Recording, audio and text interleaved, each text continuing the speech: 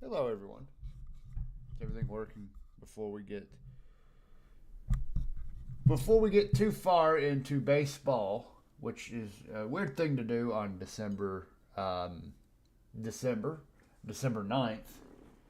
Um, but I guess it's hot stove season now, right? As I hit the wrong button. Hey, look, the lights are on, but no one's home. How we doing? Hope everyone is having a good Monday. We are streaming on Monday.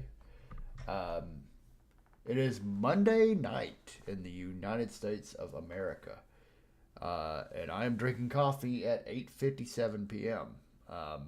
As usual, I'm about an hour late to stream, but that's okay because I'm here. Um, no one's ever bitched at me for me not being on time to my streams, so I will continue not to be on time to my streams. Um, anyways, we're gonna be live for a little bit. I'm gonna try to do the whole off season tonight. I'll go to about 11, I think, and we'll see kind of where we're at 11 o'clock and go from there. Because I don't want to stay up too late. Because the last time um, I streamed until 1 a.m. Actually, last time I streamed for an hour because of the stream before that.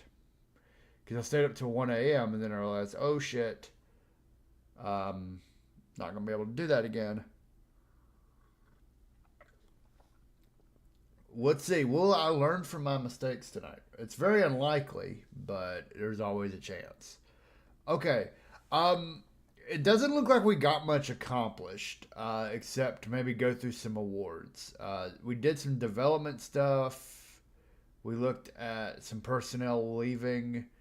Um, do we have yet? I want to go to front office staff. I do. Okay. Okay. So I can look at it from here. At least for my major league team, I do have four pending offers. I think I revamped my entire. Yeah, current offers are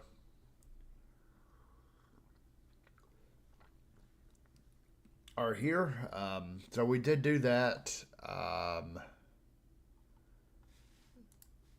Let's go to off-season center. There we go. Personnel pending offers. So we do have four offers in, all personnel. We only have the four, so our minor league is fully staffed. Um, and at this time, I don't think there's much need for me to fire anyone at the lower levels or anything like that because I just don't think the talent level's there right now. Um, so the best coaching right now is at the big league level, so it's actually in our best interest to promote people a little earlier than we should, which is why we will make some moves in the offseason to kind of get some players up who we need to get up. We reviewed everything in previous saves, so we can go back and watch that later. By the way, previous saves are on the YouTube channel. Just type in my Twitch name into YouTube. I'm sure it'll come up. I don't have a link ready for it. I don't have a button that gives you the link to my YouTube. But that's where the previous saves will be for this run because I don't know how long I'm going to be doing this run, but I know it's going to be longer than the period that Twitch allows um, um, VODs to be stored. So we're simulcasting on YouTube. We are simulcasting on YouTube. Just this run. No other run. No other game. Um, so if y'all are on YouTube, y'all say hi to me. I might read the chat. So I don't really check chat over there. So if you prefer YouTube, go over there then. It's always an option. It's there. All right, let's look at the trading block. I think we made a yeah. So all players trading block's kind of weak right now. As you can see, the best player is Cesar Tovar, who is an all glove player, and quite frankly, I have enough of those. He was a 5.5 win player last year, but with a pretty meager offensive output, probably puts him, and he's on the wrong side of 30. So, bunch of things going wrong for him. Not really worth our efforts. I would rather have someone who can hit a little bit, because if we look at our goals for the offseason, right? My goal for the offseason is always to acquire good, young, cost-controlled talent, which in this save is actually pretty easy to do. It's called the draft. In the big leagues, once we get the arbitration rules and all that bull crap going, it's still pretty easy to do. But as we see our team home screen, we can kind of look at the info and stats from last year. As you can see, once again, hold on. It did this last time too.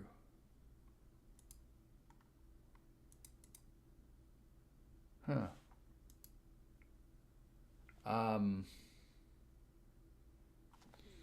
Let me try some.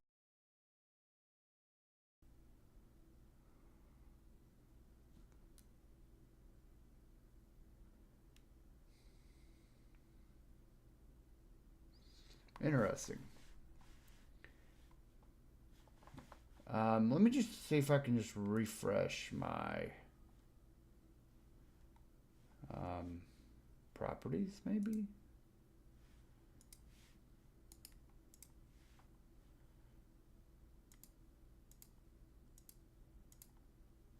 No, that didn't do anything.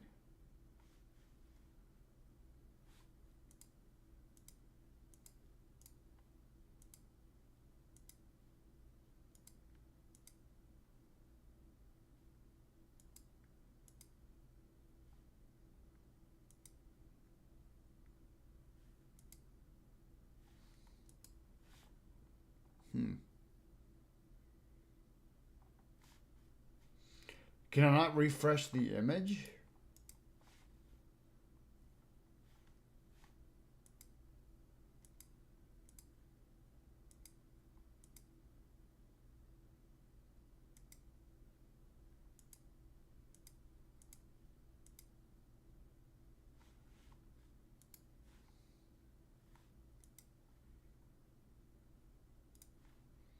All right, we'll just try this one. This one works.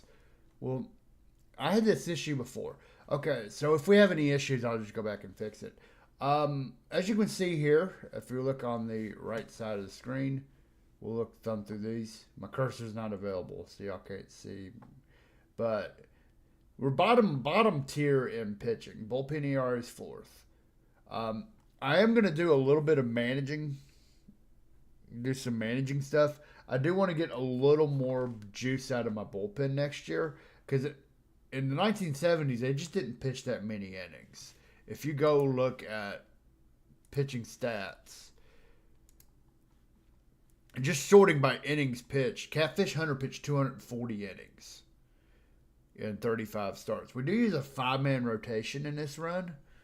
However, like Mike Caldwell pitched 232, Figueroa 210, and then like Bruce Howard pitched 114 innings and he wasn't good. Ken Brett pitched 159 innings. He pitched 25. He started 25 games for me, which was probably stupid.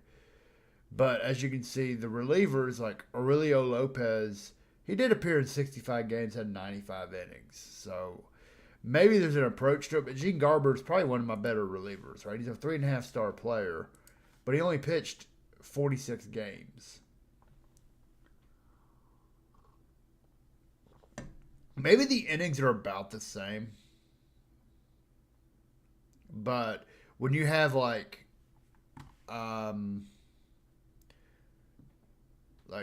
Grady Pierce was a solid, Grady Pierce was a solid pitcher for me. You know, ERA of about 2, FIP of 324. Grady Pierce, I think he was on my roster the whole year too. But when you have that many players and you're not really using them, like as I'm looking down here, I made some trades too, like Vonray Opulus. I'll have to start him in AAA next year. He was not that good for me, which I think I did anyways. Yeah. So we'll look at that. We might look into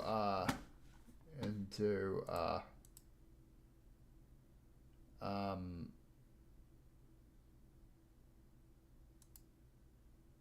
into stuff like that.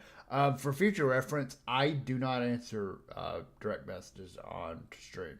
So if you're DMing me on stream, I'm not going to answer it. Uh, um, if you want me to respond to something, throw it in chat. Do not DM me unless I ask for it. I'm not looking for it.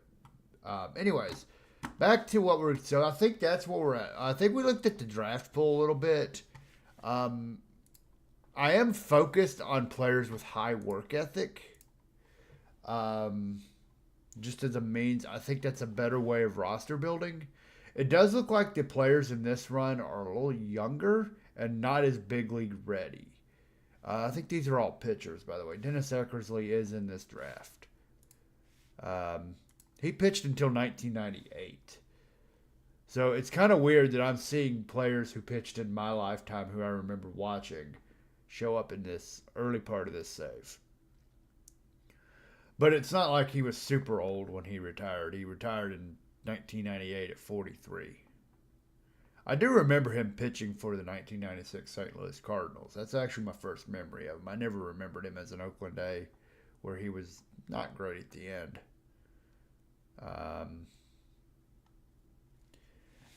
Look at his walks per 9 innings. Like, it was always good, and then he learned how to strike people out when he became a closer. And that kind of propelled him to a legendary status. He was already he was a decent starter. He was a 20-game winner in 1978. But he's in this draft. Obviously, 70 control, which I actually think is kind of low. High work ethic, high financial ambition. He's low financial ambition, that's a good trait. Low adaptability, which is actually again, that's kind of an interesting personality mix. With going with the 70 control, like that might be in. Randy Jones is probably the type of player I would go after for this save. 2.5 star, 3.5 star ceiling. He's pretty much like not much stuff though, which is a little concerning. And then other players we could go after are pretty much all like Timothy Giron would be a nice like mid-round pick if we could get him. He doesn't bring much to the table, but he's already pretty much a made man. Profiles as a quad A player, to be honest. Yeah, Dennis Eckersley right now is a 1 star. But if we took away the work ethic filter, we could probably just clear the filter. We see that other, like Frank Tanana's in the draft, and then Larry Christensen. Then we look at batters, kind of the same thing. Miguel DeLone is in this draft. What did he do? Well, he flamed out at 30. He played a few big league seasons, but never really cracked the everyday lineup, except for a couple years. Never really panned out.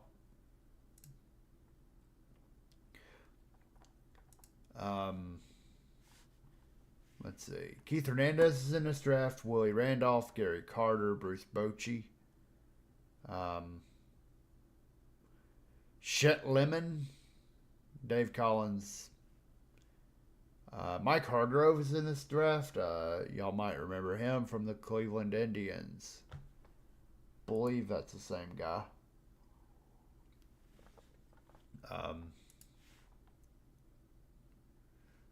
Dwayne Kuiper, better known as a broadcaster.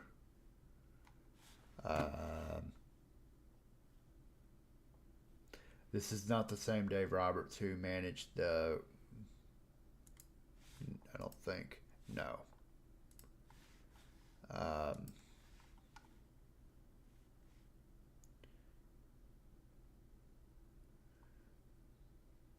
yeah. So, as we can see, draft order, we draft 6, though I think we're going to get a pretty good player pretty early. So the draft isn't until November. So let's go ahead now that we kind of laid the groundwork for this. Let's just go ahead and do some simming. Who we have right now, this is our big league roster. Overall, Jimmy Wynn we picked up in a trade. Tim Foley is he's the best that we've gotten. We acquired him. He's a defense contact base running shortstop. He's not gonna be much offensively, which we've got to be fine with. If a few of these guys learn to hit, like if we can get some offense out of Jimmy Wynn next year as he kind of cracks to the other side of 30, he did pick it up for us in the second half with an OPS plus of 141. He was kind of a dud in Houston, but he picked it up for us. We do have some pretty decent options here as far as who can probably play like the bench and all that, but we probably need more like talented for like players like Doug DeSenses, who is a little bit more of a ceiling player. He did hit 4 home runs in just a month. The average kind of crept up as the month went along, so he's got that going for him, which is nice. But yeah, we got to increase the overall talent level of this team. The overall talent level needs to increase. We got to activate him.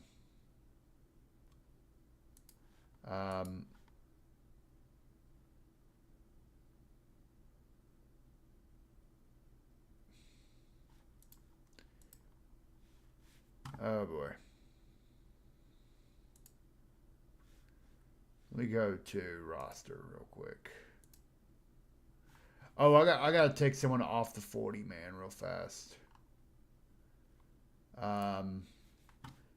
It might be about time to just DFA Danny Walton. He has or Bob O'Brien.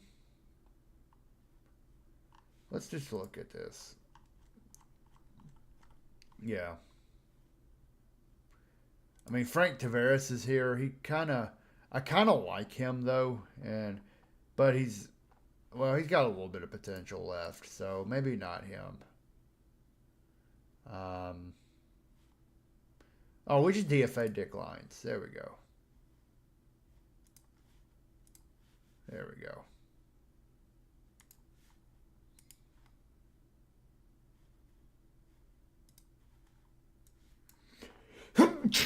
There we go. So we had to make a roster move to put Dick Pogonelski on our roster.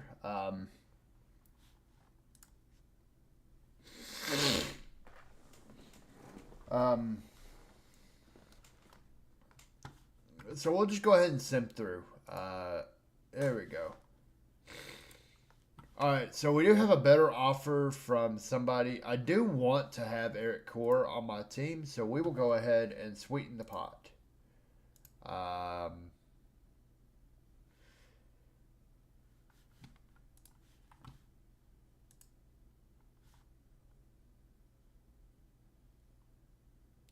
We want him as a third base coach. Let's see if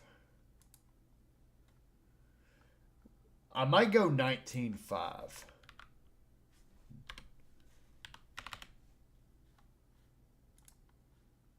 Okay. And then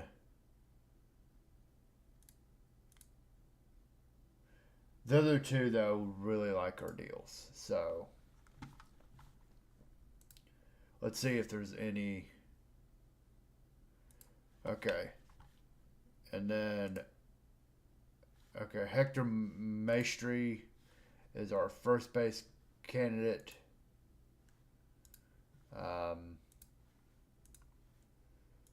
Let's go 18, $250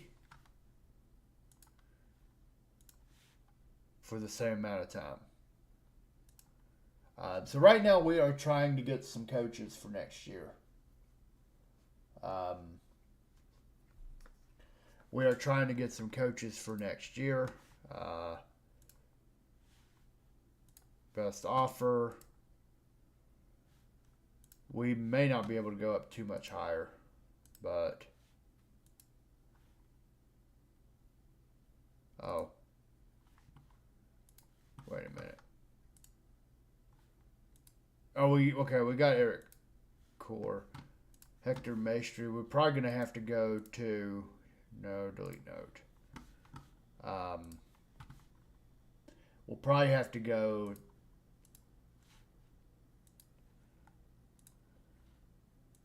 2,500.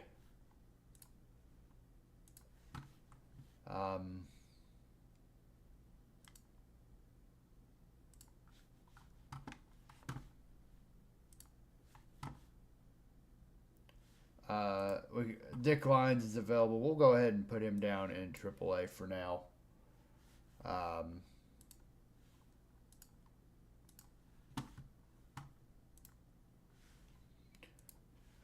Pat Cruz reacts to the contract. He has a better, and Joe Murray's on, so he's going to be our pitching coach. Not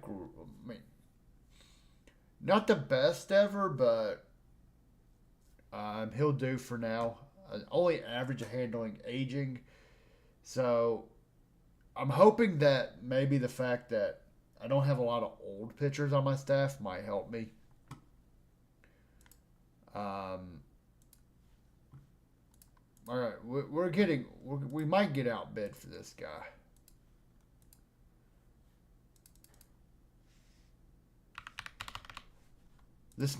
We might be in final offer territory with this. $21K for a base coach probably seems like a lot. It might be a lot. I don't know, but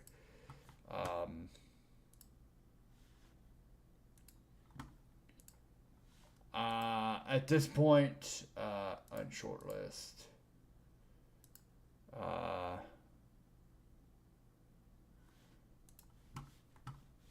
Let's look. I want to look real fast at my personnel.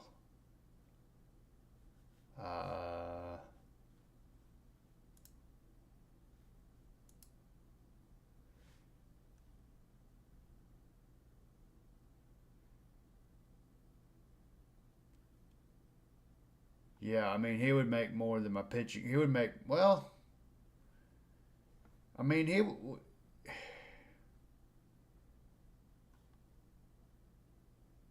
my bench coach only makes $12,000. So, kind of weird, but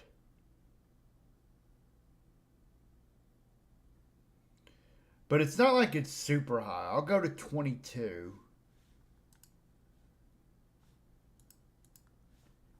And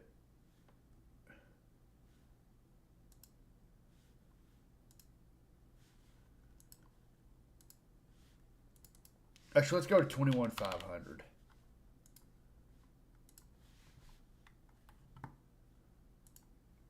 I don't know if this feels like a lot for. Okay.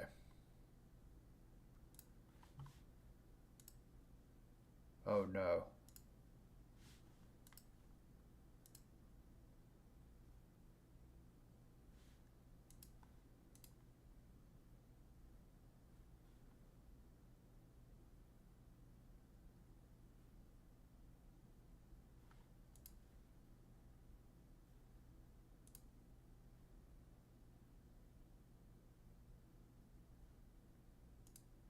Wait a minute. I think I just hecked up. Let me see what my offers are.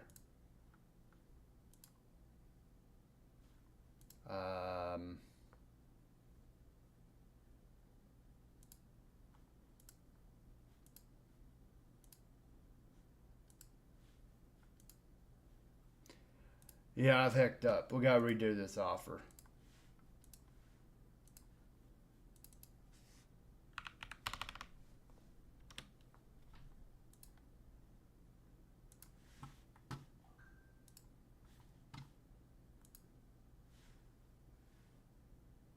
Okay.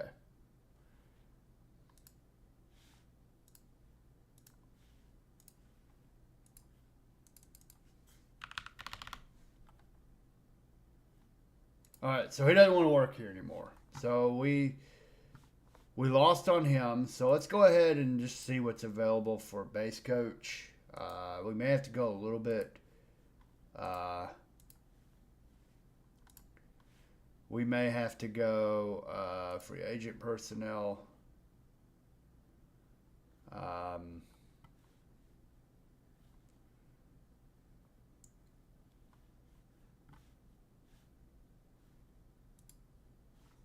Let's look at development. Really more interested in these guys being able to teach a particular skill from my bench coaches. So let's handle mechanics. So he's poured all this. Walter Alston is probably going to be a manager, so I don't think offering him is going to be very smart.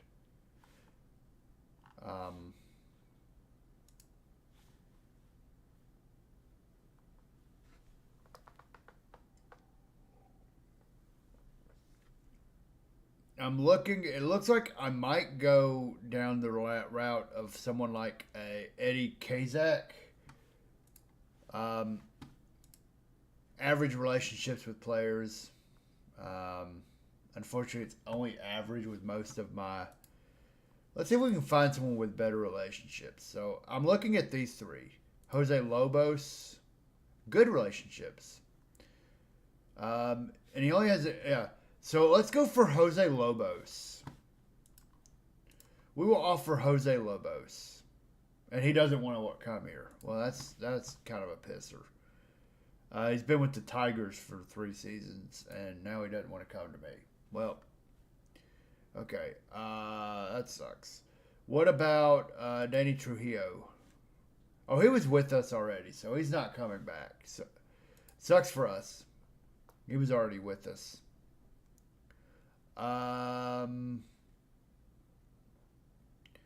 We might have to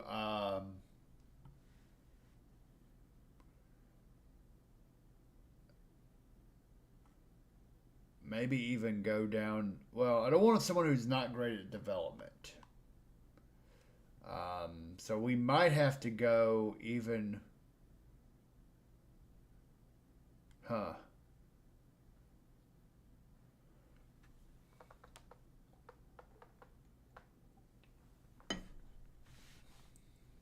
Let's see.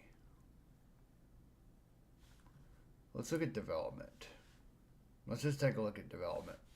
I'll take someone who's even good at. But again, he can't really teach anything besides hitting.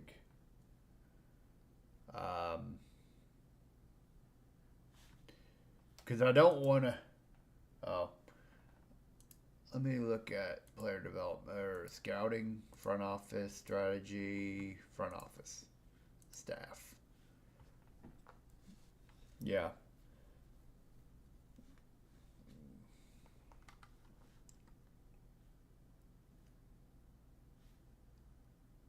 As I look at this, Chris Goldberg is, I mean, he's good at everything. He's not as great at teaching in-game running, but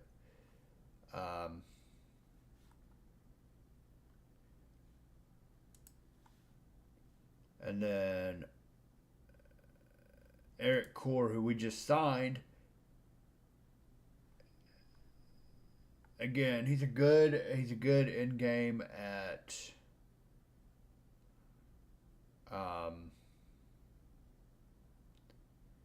pretty much everything. He's also long old side.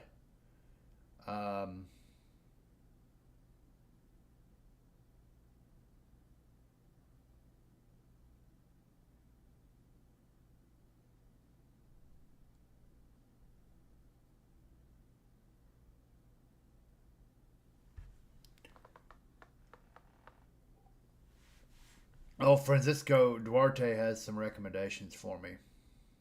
Well, we just.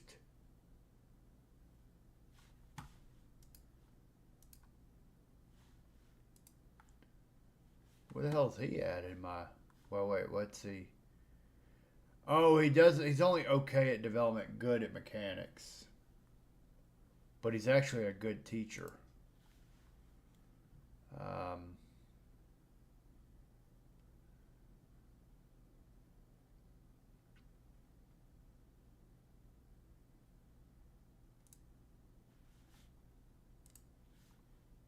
I feel like I had an offer for Eddie Kazak already.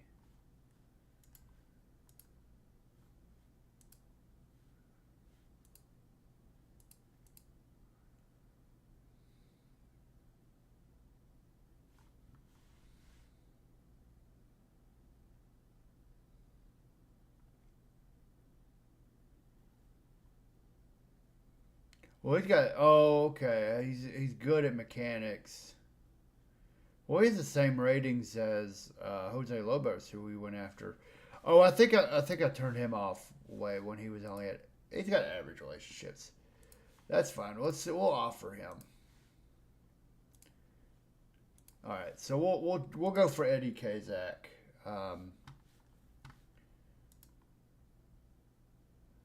Great Glove Award. We didn't have anybody win it, so.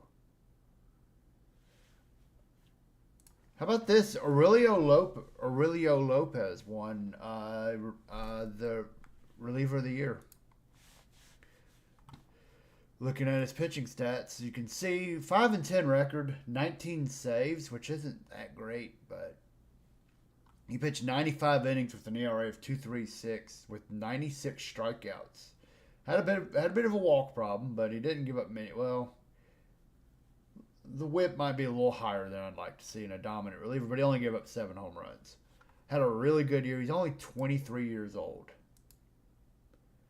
And then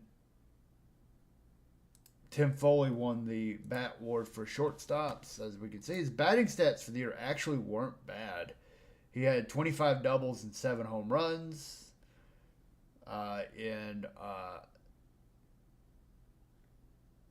With 51 runs batted in and 27 steals. So he did steal quite a few bases at 20 years old. A 5-win player. Most of that was driven by defense. His splits, being a right-handed bat, he did better against lefties. But the OPS split isn't as drastic, even though he had about a 40. He slugged higher against righties. He had all his home runs against right-handed pitching. That's odd. So we got some award winners this year. We're going to get Eddie Kazak most likely. Looks like it's the best offer we've received. And he's on. So we are now staffed with all our coaches. So going into next year, we're going to run with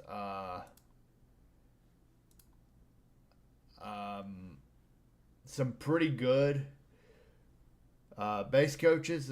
Kazak will teach catching. Chris Goldberg will be our fielding coach, and running coach will be Eric Core. So we'll still have Tyner Goldberg as our management team, and then our scouting director will be Charlie Such. I want to kind of go down the organizational personnel. Here we go. We have a pending offer from the Expo. Wait, Ryan Burns.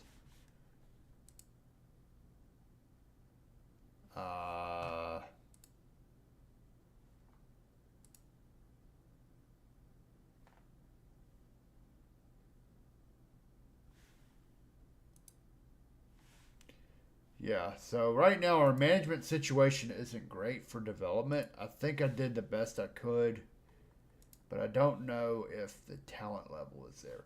Could I go to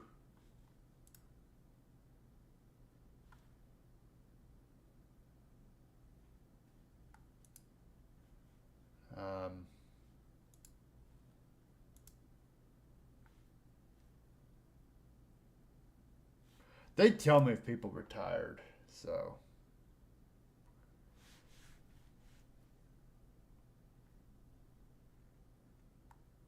We got to get some better coaches down in this level.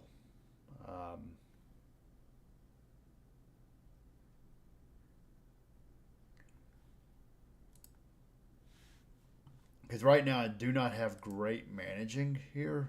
Great. Like right now, my pitching coach is only average at teaching and fair at development. So, like, we almost don't want them to be at the lower levels. But, yeah, so. But let's look at the free agent. We might take a look at this. Personnel, free agents.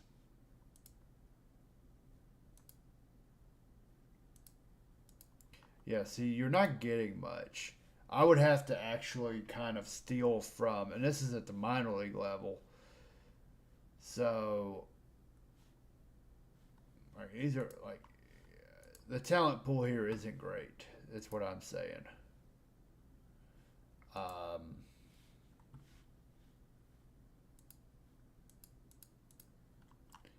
so we almost want to get them to the big leagues because they'll get the best coaching. Probably the one downfall of doing this kind of save is we got to get them out of the minors as fast as we can. So, all right. So we've gone through all the awards. We did have a couple award winners. The winter meetings are coming up at the end of the month. Player draft is on the 15th of this month. So we're probably just going to go ahead and sim through. The trading block, Willie Stargell, could be a good get for us if we're thinking about it. I don't know at this point in his career it would be very wise to go after Willie Stargell. Did he play for? Okay, yeah, I was about to say, did he play for the team in the World Series team? He was actually he fell off a bit after. Okay, he had a decent run there. Maybe not. Maybe he was good throughout his whole career. Maybe he aged pretty well.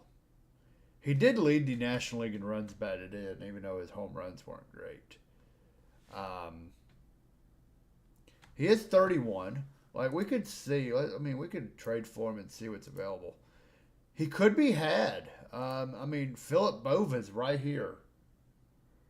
And unfortunately, though, like, we could get Willie Stargell if we really wanted to. And he could be had for some pennies, it looks like.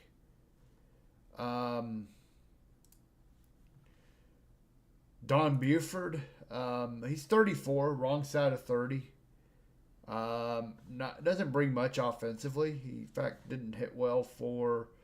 He hit pretty decently for Baltimore, 117 OPS. Buoyed by a few. Well, yeah, he's the type of player I wouldn't want on my roster. He can only play left field defensively, and let's see. Willie Stargell is an okay first baseman. High adaptability, doesn't quite have the work ethic. He will strike out a bunch, which he struck out a lot, even, and he's not going to hit for high average. Well, his BABIP is actually average, so he's going to hit for not a great average, but when he hits the ball, he hits it with force, and he is actually an okay base runner too. Maybe we make this trade. I can take on the salary. Maybe we make that trade. Maybe put some butts in the seats while we figure this team out. And if anything, we get trade value. If like we suck for the next couple of years. He's 31, so he's not super old. Like, he's not quite on the wrong side of 30. The salary I'm not too worried about. We have like a $4 million budget. Let's look at some other ones. Norm Cash, he's been on this for a while. Doesn't quite have the personality mix. He's 36. only average at pretty much everything. Um, Frank Howard of the Mets, he's very loyal. He can hit for power. 3-star player, can't play defense. And he's not a great base runner either. The home runs have dwindled over the last few years. He is 35. Let's see. Tovar we looked at. Bob Allison. Matty Alou's been on the trade block for a while. Maybe we make the move here. I'm really kind of eyeballing this trade. Now, my concern also is he doesn't necessarily draw a lot of walks. So my concern is he's probably going to hit like 240. And as I look at my team at first base, he can only play first base. Like Dick Grant is fine. I mean, not the kind of player, like he's high work ethic. Maybe I just throw him in a trade anyways. We did pick him up in a trade with Houston. He didn't play many games for us. He started 8 games, so the jury's kind of out on him. He did hit pretty well in the minors for us. Not as good with Houston. He's good with Houston. A little down before we got him. Andy Costco, who we picked up towards the end. He's 30, though, obviously. But he's a defensive ace. We picked him up to play center field, I think, because we traded. But the player they wanted for Willie Stargell, and this is why I might make this trade, is blocked. A 25-year-old 2-star shortstop. And I'm going to look at his real life stats. I mean, he didn't even make it. So we picked him up in a trade. He only hit, like, he's a good defender. But he can't hit. He's not going to hit for average. He's going to hit for a little bit of power, which is, for a shortstop, that's not bad. And we can take on the salary. So I think we make this work.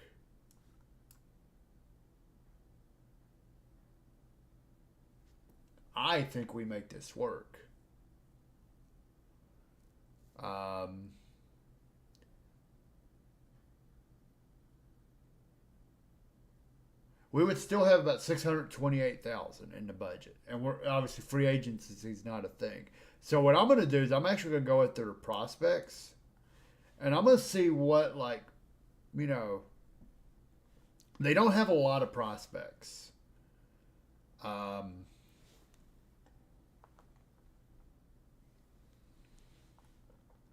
But I see like Dave Arrington here looks pretty good. A lot of power.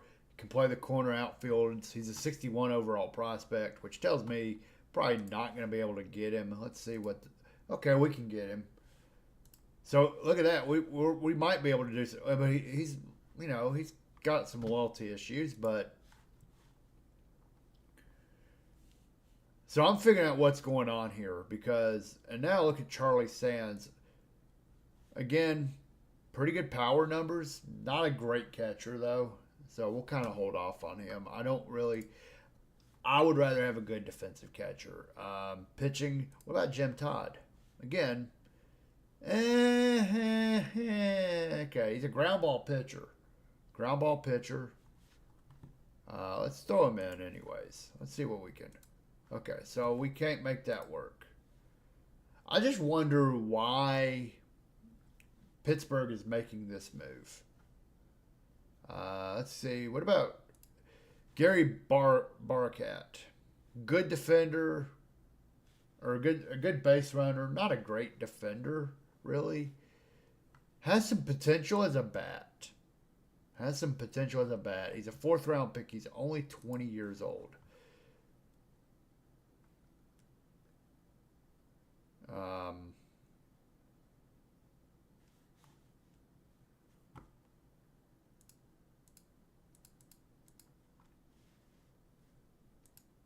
Okay, so we can't get him.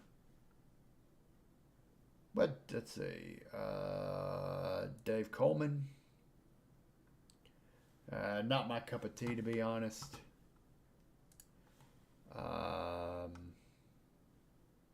But Jerry White. Good base runner, good defender. Be able to draw some walks. We'll get thrown into Jerry White. There we go. Let's throw him in. Why not? He's got some potential. He might be able to develop. You never know. And then we can get some, like, maybe some toolsy relievers or something. Like I see Edward Childress with some good stuff. Not much in the way of control. Maybe we can bring him in and get him developed. Same with Robert Edgar.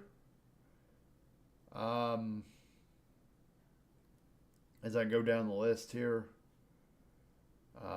Maybe even someone like Gary McCabe. And I might not be able to go too much further. They got a lot of relievers on here.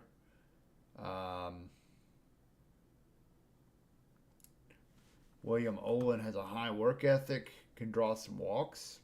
Not a great defender, though. At second. So we'll pass on him.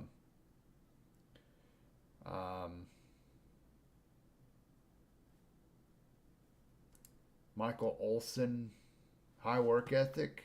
21-year-old reliever. Like I think we're fleecing these guys. Okay, we won't be able to make that one work.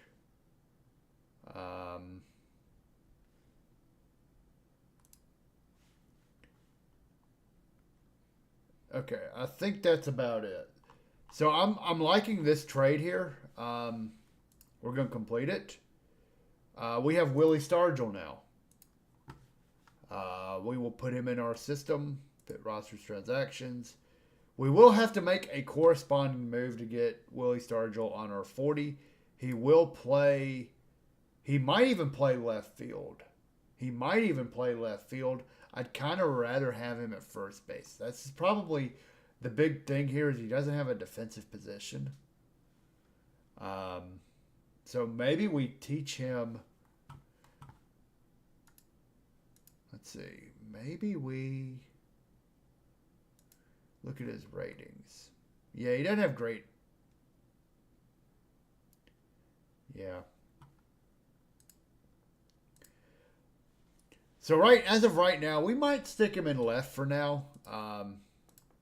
As we look at our outfielders, we did profile him as a first baseman, but now we have Jimmy Gwynn, who's actually good enough to play right field as well.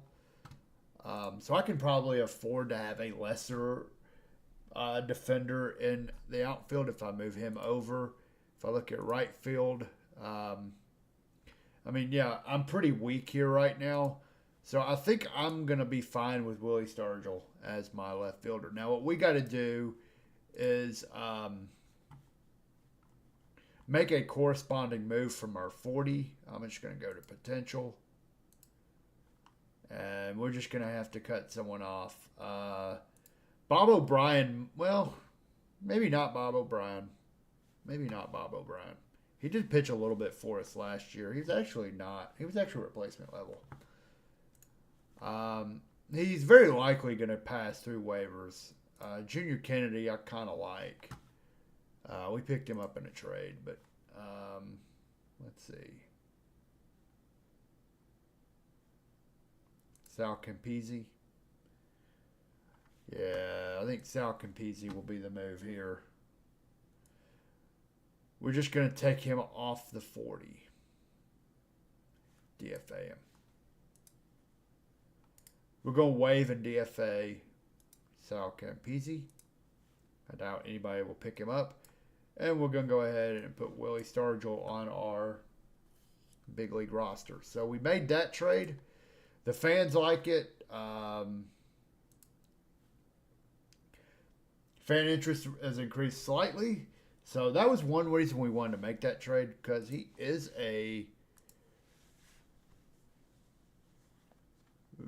he's a well-known both locally and nationally. I wonder if nationally means in the entire OOTP universe or just Canada. He will play left field for us for now. Hopefully he doesn't lose much here. I mean, if he even drops to 60, I'm fine. But again, he's someone we could probably trade off if things start going south. Remember, for us to be competitive, we have to figure out a way to gain 20 wins. So, we got to gain 20 wins. So, we'll go ahead and we'll do some moving. Let's look at the trade block again. Don Buford is here. We just traded for another corner outfielder. And again, we weren't really a fan of his anyways. So, and we can look at all players. It looks like the trading block is pretty big, but not a lot of pitching, which is something I'd really like to upgrade. Kind of my bullpen, the back half of my rotation.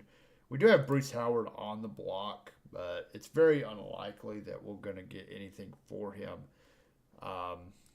Just as a matter of like not being able to move anything. Looks like our best bet is to either get someone in the draft or hope someone develops. Again, for those of y'all who are maybe not too keen on old baseball, free agency did not exist in 1971. If you look at the free agent pool, we do have free agents, but if you look, they're not particularly good. And these are guys that have just been released by their old clubs. You're not getting much. Now, honestly, though, like Lance Clemens might be worth a look. Unfortunately, I see 85 stuff, but 35 control. And these numbers are low. Now, if this number was a little higher, I would consider a move here. But looking at his salary, it doesn't look like there would be much of a need for him. Again, it's like, okay, like David Hernandez, it's a similar idea, but if these numbers were better, like even if he was like a home run machine or whatever, I think his stuff is good enough. So there's not really much in the way of free agents. Our best bet for all these is going to be the trade block or the draft. And I'm trying to go the way of the draft, be kind of aggressive with trades, but we're about to head to the draft. So I think that's what I'm going to do is just go to the draft, and when we come back from ads, we will go ahead and start the draft process. So I'm just going to go ahead and sim through to the draft. I think the draft's in about 10 days. Yep, it's on the 15th. So, as you can see, not much movement here. We're at the end of the week. It doesn't look like there's not been much movement here in this world. So, we're here. We are now at the first year draft. Again, top players we looked at before: Dennis Eckersley, Lyman Bostock, whoever that is, Gary Carter, Keith Hernandez, Frank Tanana, Willie Randolph. Guys that, actually made an impact in the world of baseball in their careers. So, as we run into our first block of ads, we do run ads as we roll into these about about once an hour. We run a 3-minute block of ads to kind of prevent the pre-rolls. And we run them all at once, so that way we don't have mid-rolls really that affect content. And that way I can go take a screen break, so can y'all. YouTube side, I won't have any. I should just play like old stuff, but anyways. So yeah, so for the next 3 minutes, you will stare at my Be Right Back screen. And when I come back, we will continue with Spreadsheet Baseball. As we go into the draft, let's see what magic we can make happen in the draft. So thank y'all for joining tonight, and we will be drafting very soon.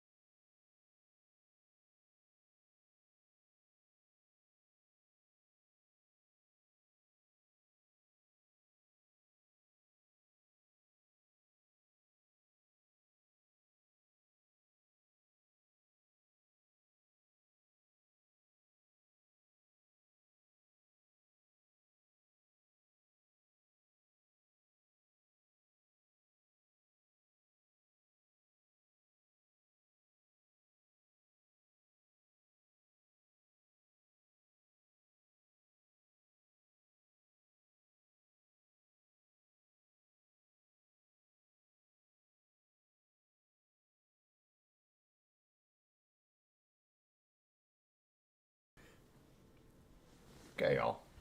We're back. Again, thank y'all for joining in tonight. So we're gonna go right into the draft. We're gonna draft and visit. Let's take a look at the trading block again. It's not changed a lick. Probably won't change much for the rest of the off season. Maybe I'll look and see what we can improve with. All right. So as we look at our team, as you can see, we've upped our overall talent right now.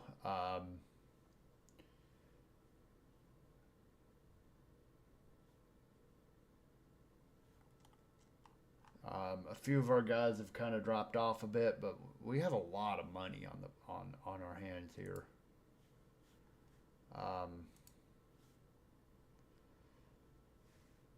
We may have to try. I might actually make a salary dump here with Ed Figueroa.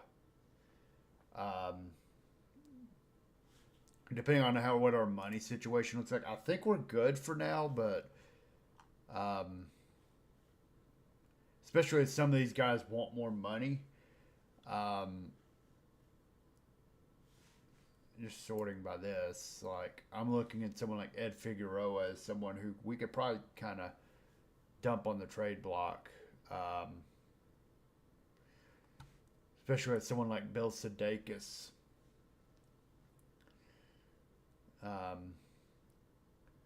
Even though he's bad for us last year.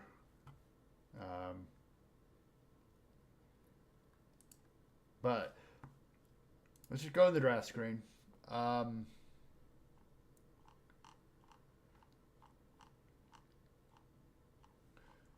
So we are at the draft. We looked at the pool earlier. We will kind of look at. We have our filter, which kind of delineates by that.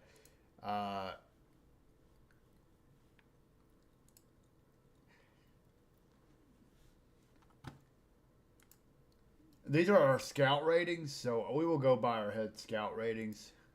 There's not much delineation from it.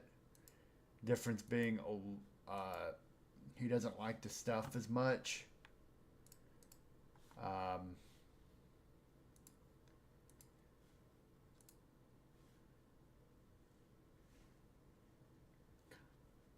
So what we'll do is we'll kind of auto draft for Kansas City. So they draft Frank Tanana with their first overall pick. I believe he was actually, and he was a pretty good pitcher for the most part in his career. He pitched for the Angels, Texas, Detroit. He played for some kind of shitty teams, to be honest. So the wins weren't ever there. He capped out at 19 wins with the Angels.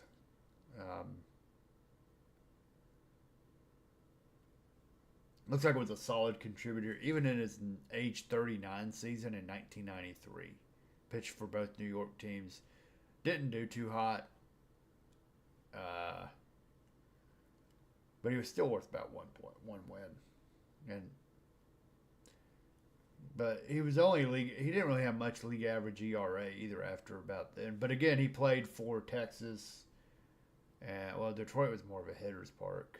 I think even I don't know what old Tiger Stadium was. I don't know if that favored hitters or pitchers. But we know Texas was probably more of a. But yeah, so he's a pretty good pitcher. We're going to now draft for the Cubs, who they take Keith Hernandez. Obviously, probably the best player in the draft overall. 3-star. He's a 3-star right now. He's a 3-star right now. Probably already big league caliber. He's going to hit for a high average, decent power, really good eye. Ratings, solid infield range. He's actually, that turn double play rating is awfully high for a first baseman. And I think he was very much a Hall of Fame player. So He played most of his career with the Cardinals and Mets. All of his career with the Cardinals and Mets. Um, Not much of a home run hitter, but he always hit for a decent average. Always had a high on base. Um, so 48 doubles for the 1979 Cardinals.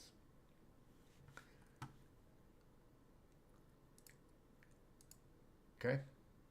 Third overall pick is the New York Yankees, and they will draft Dennis Eckersley. We've already looked at his numbers. So, fourth overall pick is the Padres, and they will go with Bob Nepper. Solid pitcher. 60 ratings and everything, pretty much. How did he do? How was his career ERA of 3.5? Made 400 starts across about 14 seasons, 15 seasons.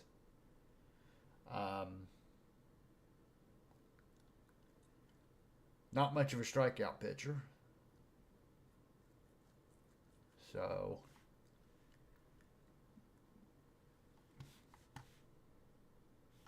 what is this number? Oh.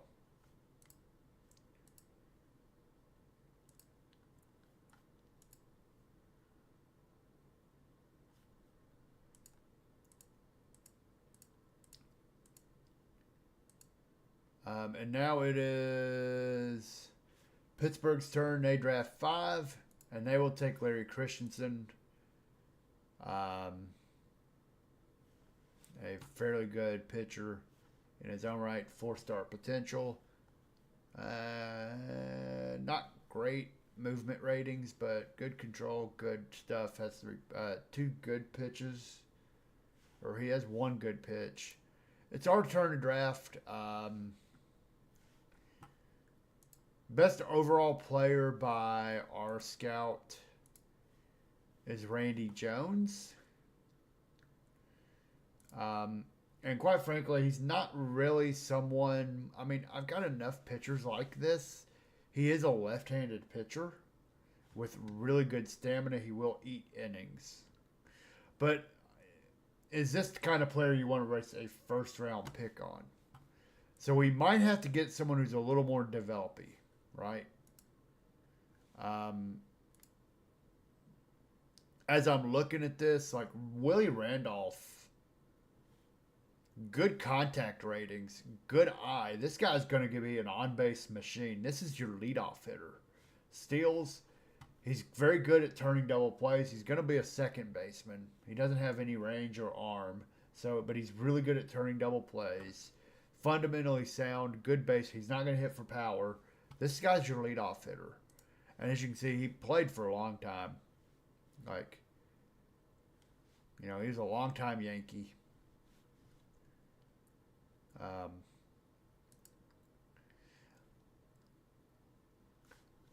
This is my scouts ratings. OSA doesn't like him. Likes him a little more, but for me, he's already got developed gap power too. I see the okay. We can look around too. Maybe we get someone who's a little more developed. But honestly, 1.5 right now. I got to look at the only thing that's concerning me is, yeah, we have a $44,000. We have a $44,000 budget right now. If we stick to slot, the pick might be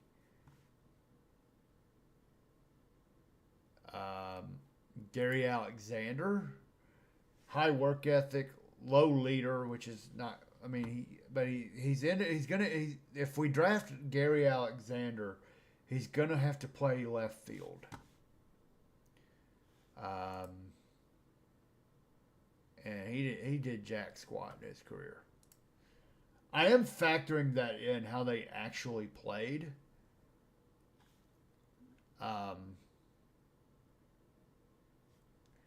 But I like if I draft him, he's going to play left field. In fact, I can probably see what his rating would be as a left fielder. Probably not as good, to be honest. Doesn't change.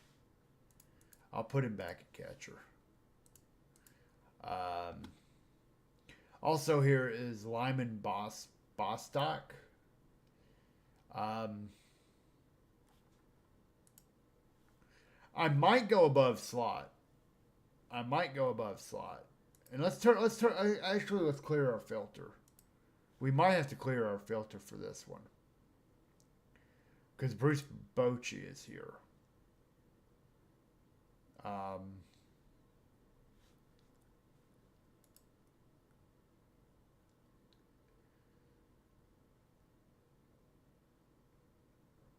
You know, he only hit 100 career home runs.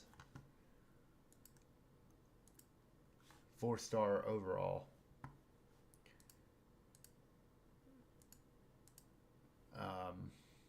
Bruce Sutter.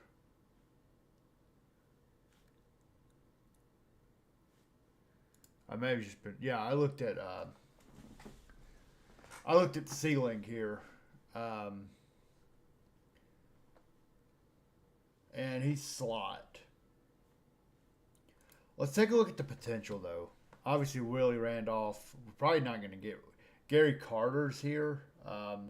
We could use a catcher down the road, and he's going to be a very good catcher. I mean, he's a little on the greedy side, so he's going to want his money. We're a fairly big market right now, so we can afford to take on some salary.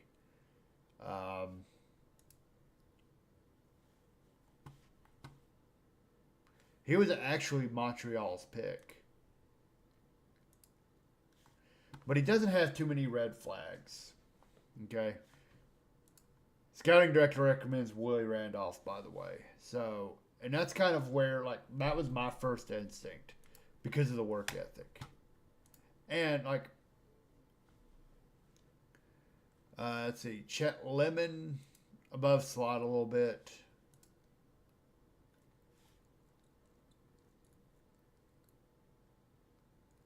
Had a really good career had a really good career.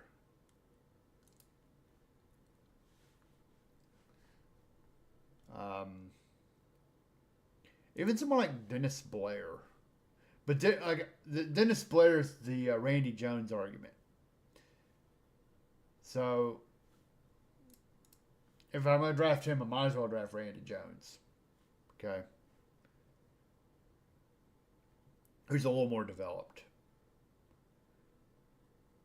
Let's see.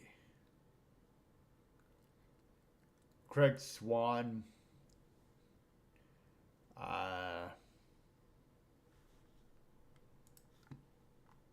I'm thinking Willie Randolph is the pick, and we just go over slot. I'm thinking, yeah. Yeah. Because he does it like he's gonna be an on base machine if he develops. So I am going to go ahead and draft Willie Randolph with our pick. And then we'll go top 10 here. 7th overall, they go Gary Carter. 8th overall is the California Angels. They go with Lyman Bostock. The Atlanta Braves are 9. They take Bruce Sutter. Did he actually?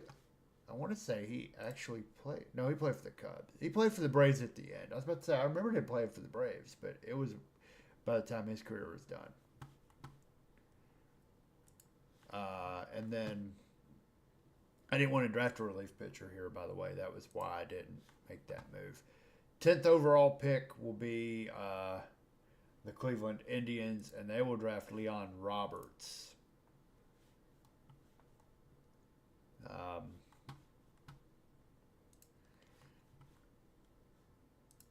Let's go back to round 2. There's not as many rounds in this draft. So now, here's what I'm looking at is Roy Howell here at third baseman. High intelligence, high financial ambition.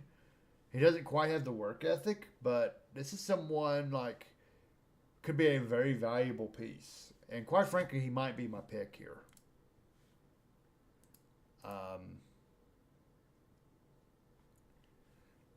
Gary Alexander could be a pick here. I have to worry about what I went over slot on the first pick. So because I went over slot, not draft pool, draft order. My slot's 11-8. I may have to either go slot or under.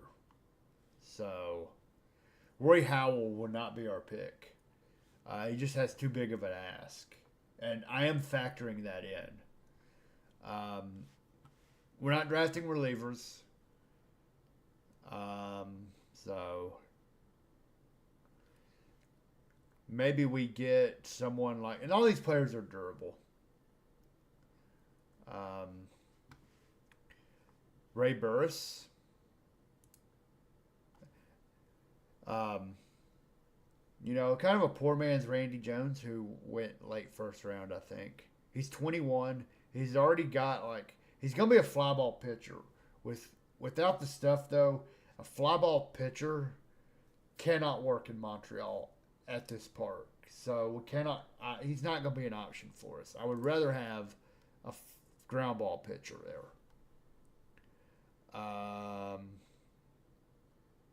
We might have to go even someone like, let's see, he could, if he developed this skill, but everything else is so bad, like avoiding contact isn't great, his walk isn't great, he's just not a good pitcher. He would have to develop. I really think here the pick. Let's see what the scouting director recommends. They recommend Jerry Turner. 17-year-old left fielder. Really good left field grade. Kind of average-ish outfield. Above average with the bat. Has some pretty good gap power. So if he kind of developed, and he's a really good base runner. He could be an option. I kind of like the profile here. Let me see if there's maybe Bobby Brown. No, low intelligence. Let's go look at our work ethic one. Let's just sort these by here. Couple relievers. Jim Cox is here. Not really much to get excited about. A little old too. I honestly might go with Gary Alexander here and move him to left field. He didn't do much in the big leagues, but he's got a high work ethic. He's already got some pretty decent power ratings. He's a star and a half and a 2.5 star overall potential. Again, I think we did this already, but what if we moved him to left field? Let's see what that rating would look like. Not much better, but he would have to develop his defense.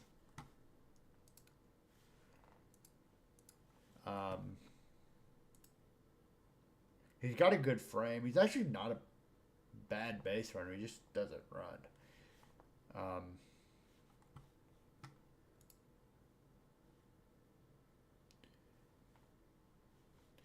We may have to clear the work ethic filter here and just go with.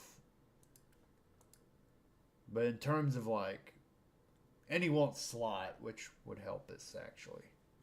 I'm not drafting any pitching here because none of these pitchers are really that good. Doug, I'm not going to try. His last name is very difficult for me to pronounce, so I'm going to not do it. I'm not that bright.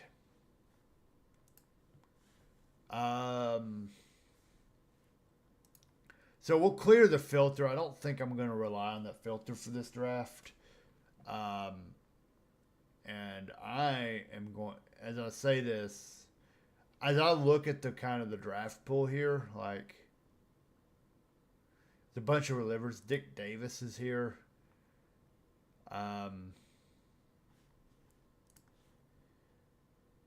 Charlie Moore.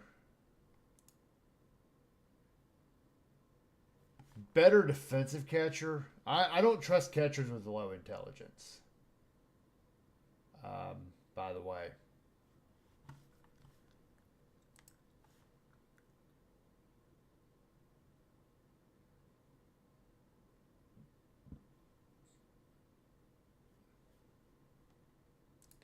Rob Wilfong. Looks average at best. Yeah, I'm going to draft Gary Alexander. I'm going to go against my scout here and get the guy who has a little bit more power, a little bit more of a TTO player. Maybe get him to replace Willie Stargell now. Plus, he'll go for slot. We may have to go under slot here soon, too. We'll go ahead and auto pick. Third round. Let's look at the potential. Roy Howell, 33,000. That's probably going to be too much of an ask for us. I wish I had the, like...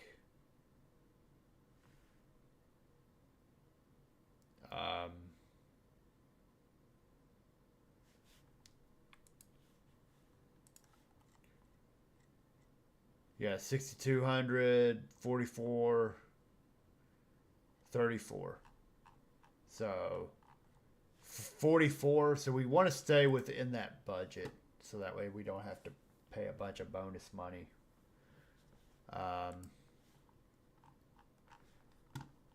We are a bit constrained by that here. So let's see what the scouting director made. They recommend Larry Demery. Relief pitcher. Kind of don't want to draft a relief pitcher. He's not greedy, though, so he might actually take less to sign. But as I look at his stuff, like, he's going to be good at preventing contact. He's already maxed that out. Kind of average-ish best at fly ball, ground ball, and overall stuff. As we can see, his stuff is, he's got one good pitch. It's a curveball. Doesn't have an electric fastball. He only throws about 91. So we'll pass on him. I'm thinking we go after, we're going to have to actually, maybe Kim Andrew. Can't hit a lick. Not a great fielder. Well, that takes him out. Well, so much for you. And no personality. So we don't know if he could probably be a candidate to do anything with. Maybe we go Jim Cox here. Maybe we kind of go with someone who has a little more of a floor on him. Slightly below average. He's defensively a better first baseman, but he doesn't hit for enough power to play first base. Unfortunately, his turn DP is kind of below average or at average infield arm. He can only play second base. He's not going to play third base. This might be the kind of player I actually want to pick here. So Jim Cox, or even a relief pitcher, but I kind of don't want to draft a relief pitcher in the third round unless they're like special.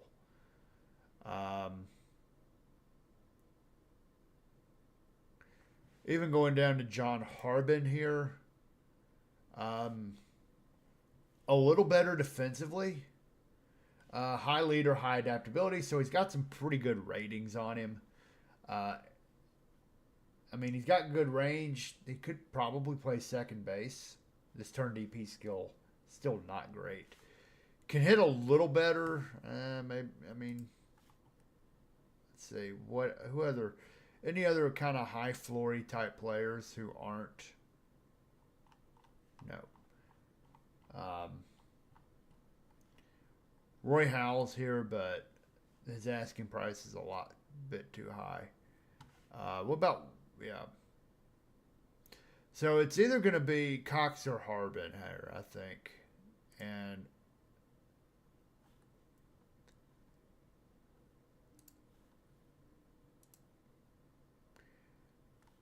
think I might be able to do a little more with John Harbin. So I think I'm going to pick John Harbin here.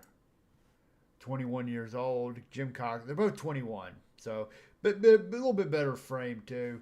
I mean, the signing bonus is going to be small either way. So, we'll go ahead and draft him. I think we may have gotten stiffed here a little bit, but we'll go to auto draft. Again, looks like the playing field is kind of wilted a little bit. I think this pick, as we look at the draft order, is going to be in the roughly 4,400 range. Yeah, 4,400.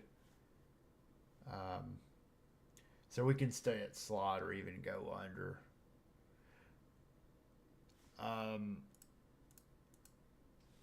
As I can see here, we got Vernon Benson. Another easy sign, but like,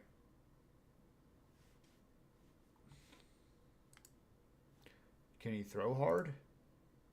And he only throws 90. That James Buckner. He's a good base runner. Low intelligence. What Dave Kripe? High loyalty, high financial ambition. He's going to be an okay third baseman. He could probably play first base. Too.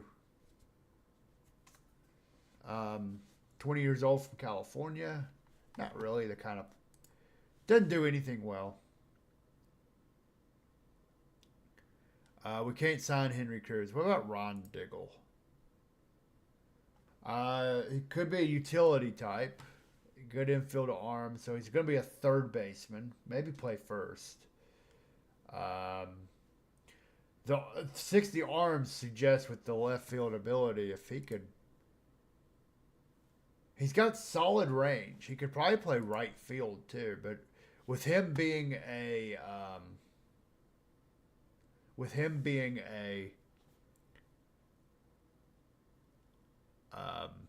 primarily corner player, he's gonna have to hit a little better. Like maybe he doesn't have the work ethic ability. If he had the work ethic ability, I'd probably just draft him.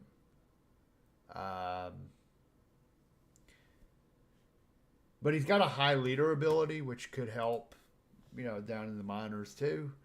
I'm thinking...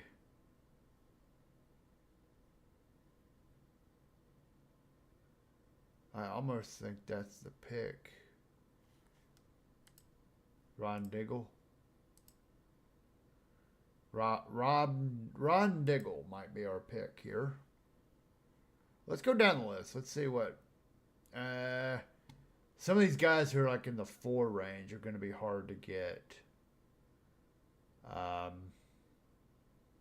Yeah.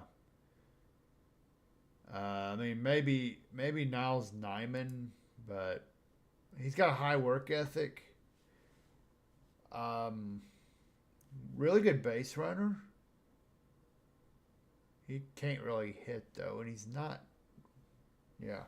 Let's just stick to the guy I want. So we'll get Ron Diggle here. We'll draft him.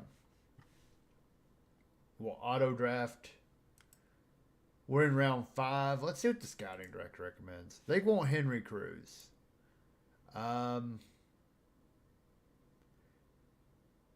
Below average. He's a good base runner. Looks like he'd be a better outfielder than infielder. Oh, by the way, while I'm here,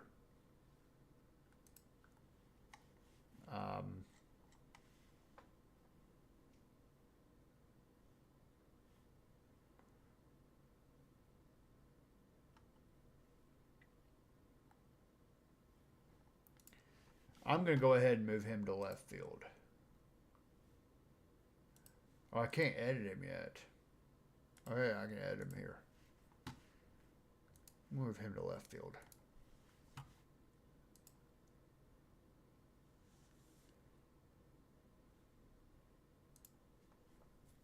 Okay.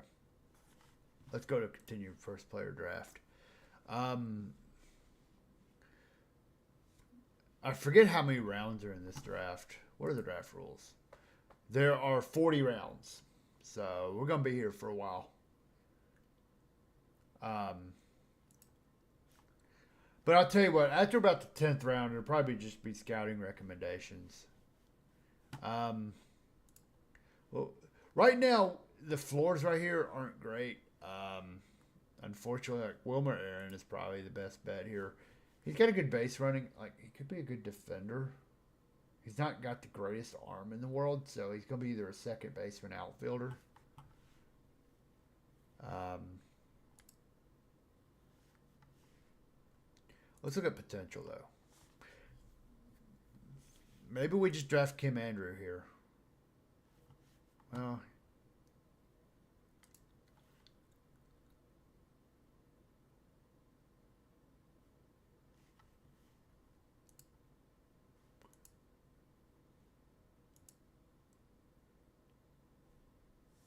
thoughts? Yeah. I might go ahead and pick up Wilmer Aaron here just for his ability to, like, looking at his ratings, he's a good base runner. He's got a good outfield range, so he could probably play left field at a decent clip. If he could work, if maybe we get him and he learns how to hit. Scouting director recommends Brock Pemberton, first baseman. Um, kind of greedy, so we won't be able to get him under slot. He's got a good frame. I'm going to draft Wilmer Aaron from SEMO.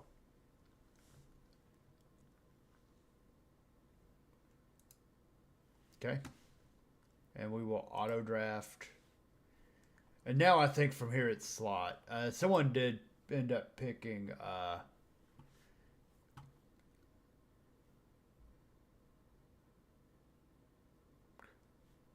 and yeah, after the 5th round it's all slot because now it's like, what about Andy Merchant? Now again, his catching ratings are okay. Um, Hello, Jeff. Thank you for lurking. Thank you for coming in. Appreciate it. Um,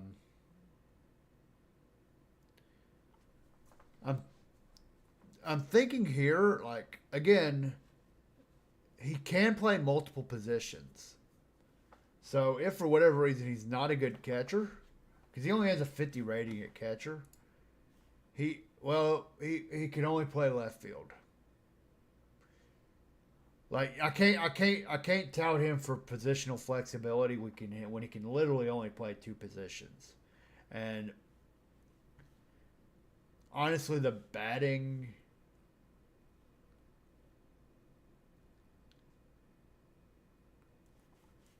So maybe we don't draft Andy Merchant. Maybe if he had a better throwing arm, he would be probably a higher rated catcher.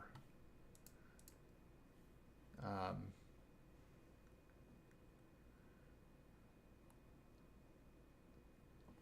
Again, I can't really look at these people with draft bonuses because I've kind of blown that. Jose Abreu, not much there.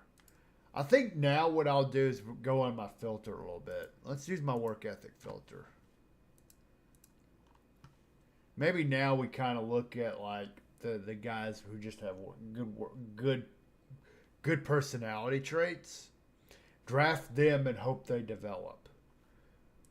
At the top of the board here is someone named Rick Albert. You know, I would draft, and he looks like he profiles as a second baseman defensively. That sounds about right. The error rating is a little lower, but he's a good base runner already. Can steal some base. Actually, below average base runner. Average fielder with above average range, and could draw average walks, but again, I mean, let's see. What about? Kind of don't want to draft relievers yet, and even if extreme fly ball pitcher with no strikeout ability. What about Frank Bowling?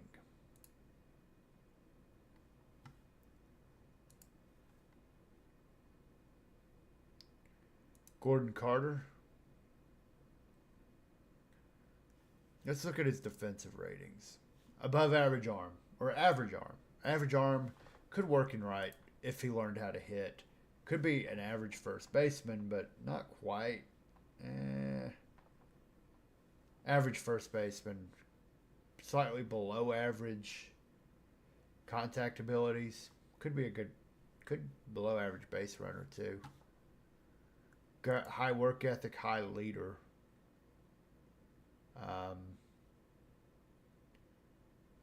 What about Kim Cates? High work ethic, high intelligence. Kind of a similar player, but yeah, he's basically the same player. Well, William Collins.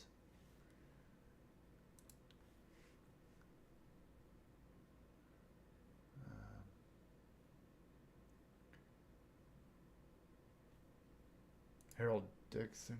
Yeah. It's going to be a crapshoot with the relievers, but I think I'm going to draft.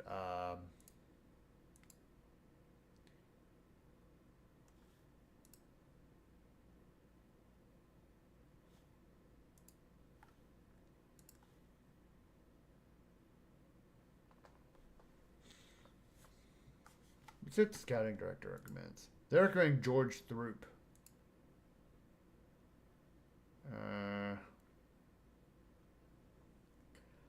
Starting pitcher with no stamina, so maybe we see. Well, his stuff right now rates at a 45 at best, and I will pass on that. Thank you very much.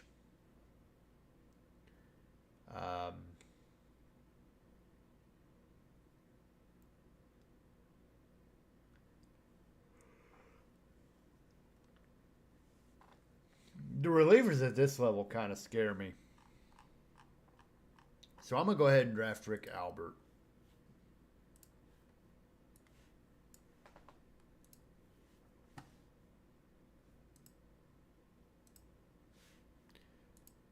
And then they recommend I draft Kim Andrew. Which honestly, not the worst pick ever. Unfortunately, he can't play shortstop and he can only really play second base. Yeah, he can't play the outfield.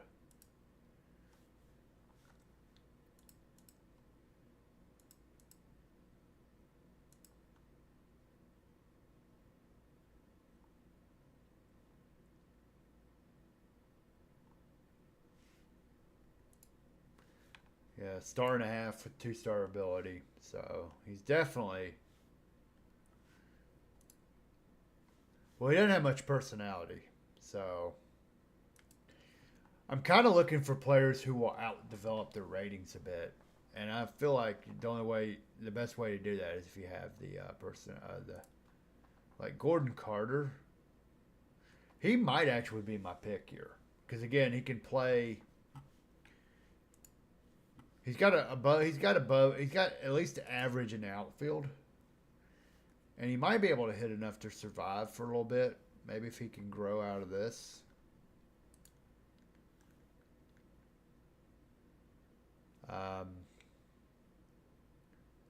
What James Flack? Similar prototype here. Fiac, whatever. Well, similar player, except he can catch. Maybe that's the pick over Gordon Carter. Yeah, they're basically the same. Not really trusting. Well, Timothy Giron. This is an interesting one because He's got 3 average pitches, so the stuff rating could be higher even. He might develop his stuff. But movement's not good.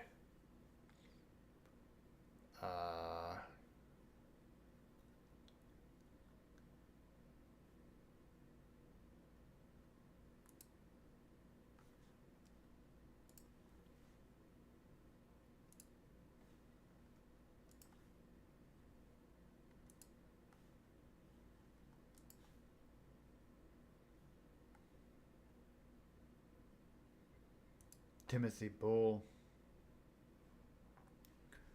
Yeah.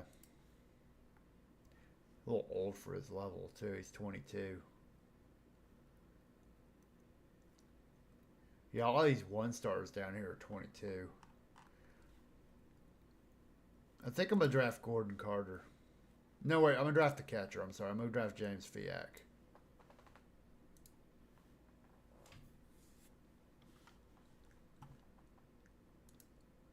Okay, we're in round 8. They recommended Kim Andrew.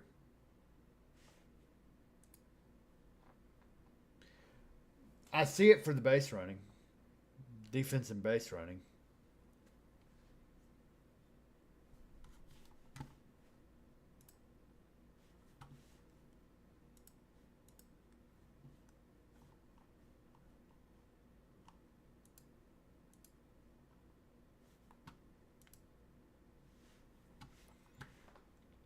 If for nothing else, right?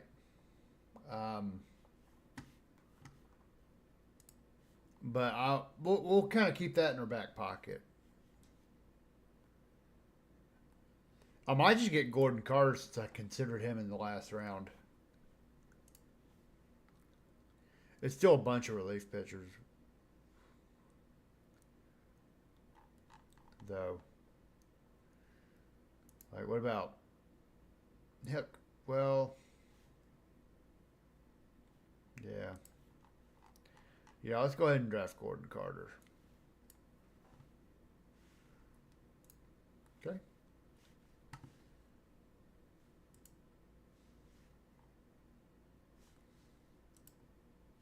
Gary Blackwell.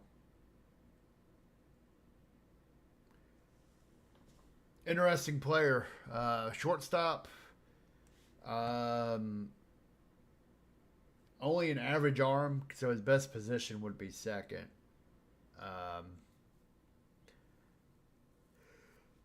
But he's got the range to play shortstop. And wouldn't be a disaster in the outfield, so he can literally play any position. And he's an overall 1.5 stars. We're at the point in the draft, by the way, as I'm looking. Shoot. Like, they're all 1.5 stars. So, that's why I'm using the work ethic filter.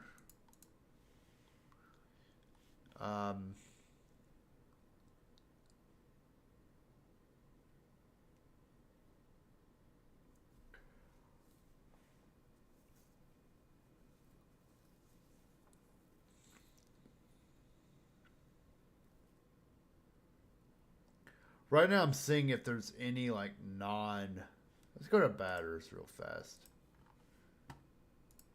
Yeah. So at this point there's like 6 players left who are probably draftable offensively with good work ethic. Timothy Bull, Floyd Hall. Yeah. This guy for some reason has a signing bonus.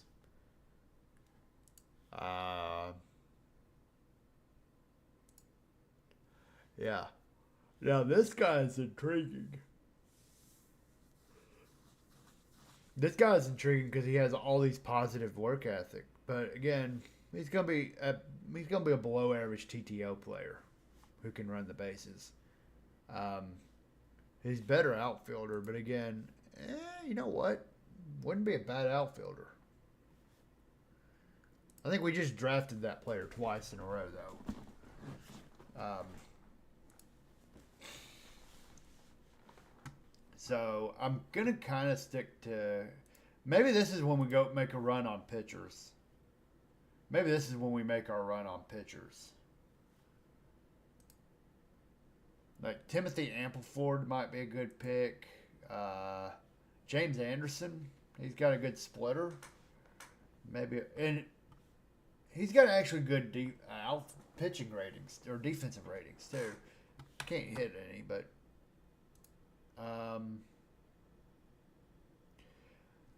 thinking Ramon De Los Santos here. Actually, now he's a fly ball pitcher, below average stuff, but he has 2 above average pitches.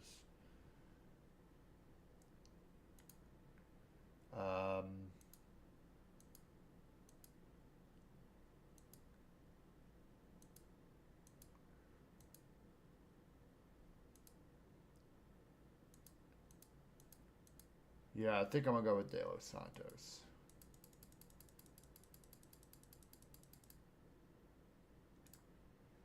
I'm going to go with Ramon De Los Santos here. Might be a bad pick. I don't know, but you know what? We haven't drafted any pitching, so let's draft a pitcher.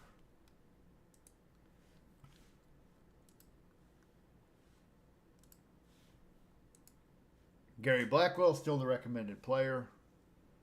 I do like him, though. Can play like a bunch of different positions and can run the bases. So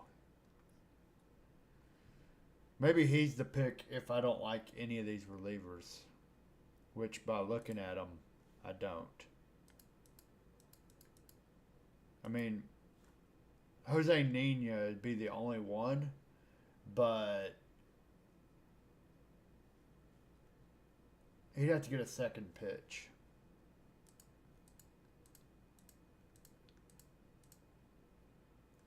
So I think I'm going to go with Gary because remember, as we look at our hitters, there's really no one left that's draftable who has good work ethic. So we would have to consider other options. And he doesn't have any red flags as far as personality goes, or any flags at all for that matter. So let's clear the filters.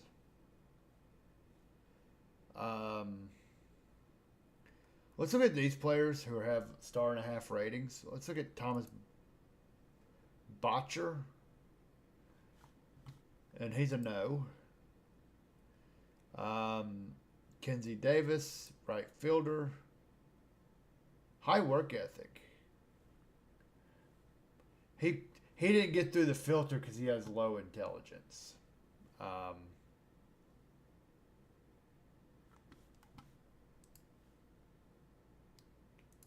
see. All these first basemen. I think I've just drafted a bunch of these players already.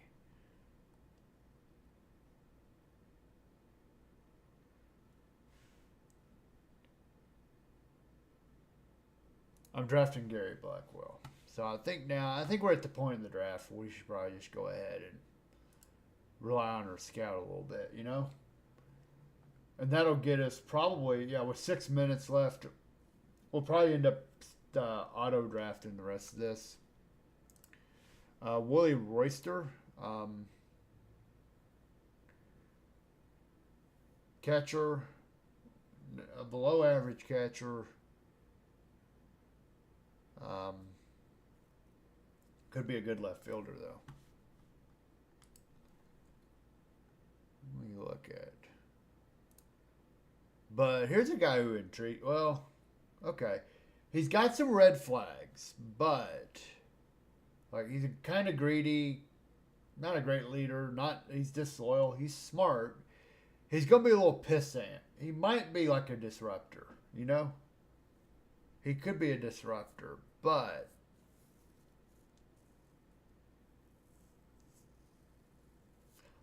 I see above average arm, above average double play, above average range. He plays literally every position. He's not a great hitter, but at this point in the draft. But he's also 22.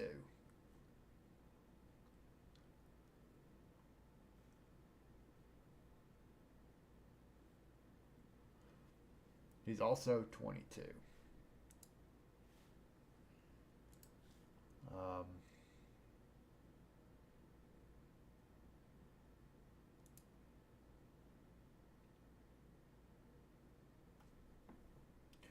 Robert Pawlowski is a guy who intrigues me here. Obviously, he's a corner outfielder slash corner player, but the power.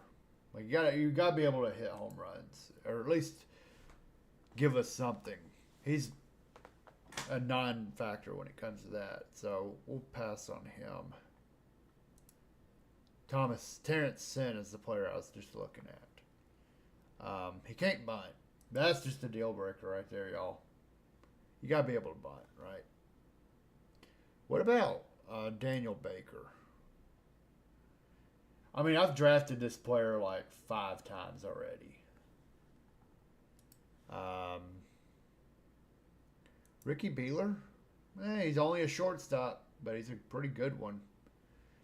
Has no red flags. He's 21, so he's a little younger than the other guy we just looked at, and he doesn't have all the personality issues. Ludwig, okay, well.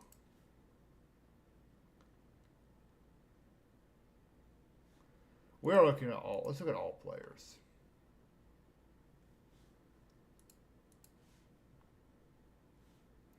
Let's see if there's any pitchers here who I like. Again, I'm just going to go down the list here. James Anderson might be. He's intriguing. High work ethic.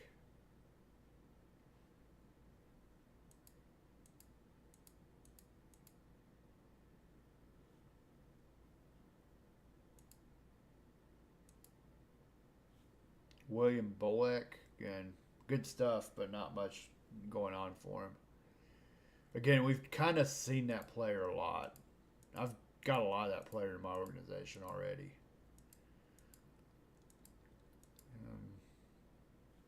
Even with someone like Eisenacre, but he's got low work ethic.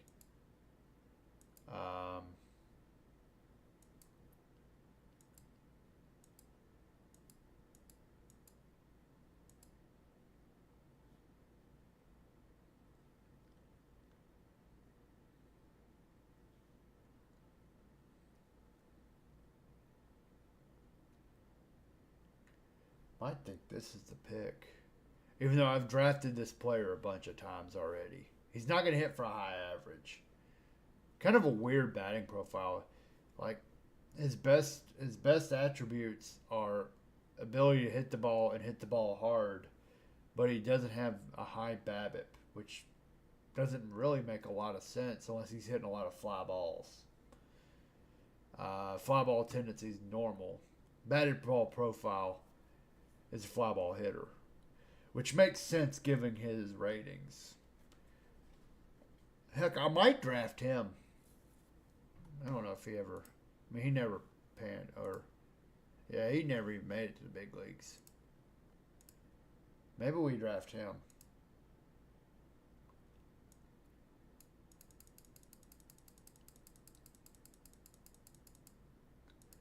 Or I draft one of these relievers.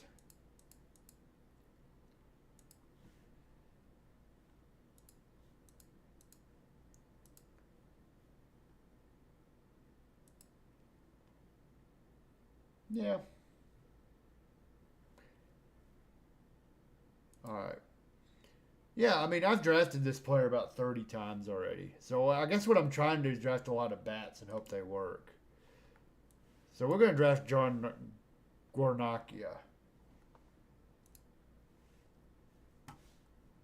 And we'll auto draft. And we're coming up on some ads here in about 30 seconds. So what I'll do is we'll probably draft English Bay, which is a nice name. Left-hand bat. He's actually got a little more power. We've drafted this guy like 8 times already. But I think if we draft enough of them, one of them will stick, right? Maybe. Come find out as we draft Sig English Bay scouting recommendation. So I'll be back in about 3 minutes. I'm probably going to go get me something to drink. Y'all enjoy some ads courtesy of twitch.tv, and I will see you on the other side.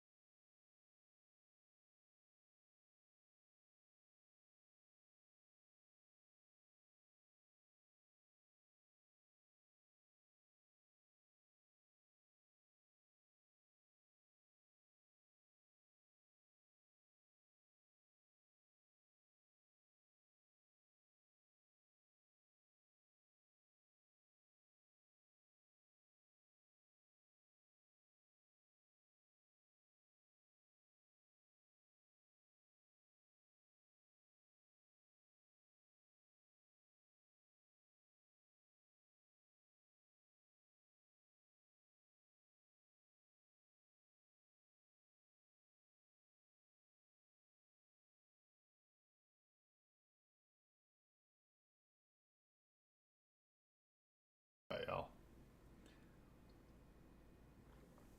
Thank y'all for joining tonight. Kind of laid back tonight. It's almost 11, so we probably got another hour in us. I really want to finish this off season tonight, so I don't want to just power through it. But we've made one big trade already. I would like to get another arm in the rotation, so we're gonna go ahead and just kind of speed run this draft a little bit. So let's go to all players. I just want to go ahead and see what auto draft to Montreal. Let's see what the scouting director recommends. David Hubbard, outfielder. We really haven't drafted any true outfielders. We drafted a couple guys who we just stuck in the outfield, but not really a true outfielder. And I'm looking at this guy, and we don't know anything about him. We don't know where he's from. He's from parts unknown. Can we edit that? I wonder if I can edit his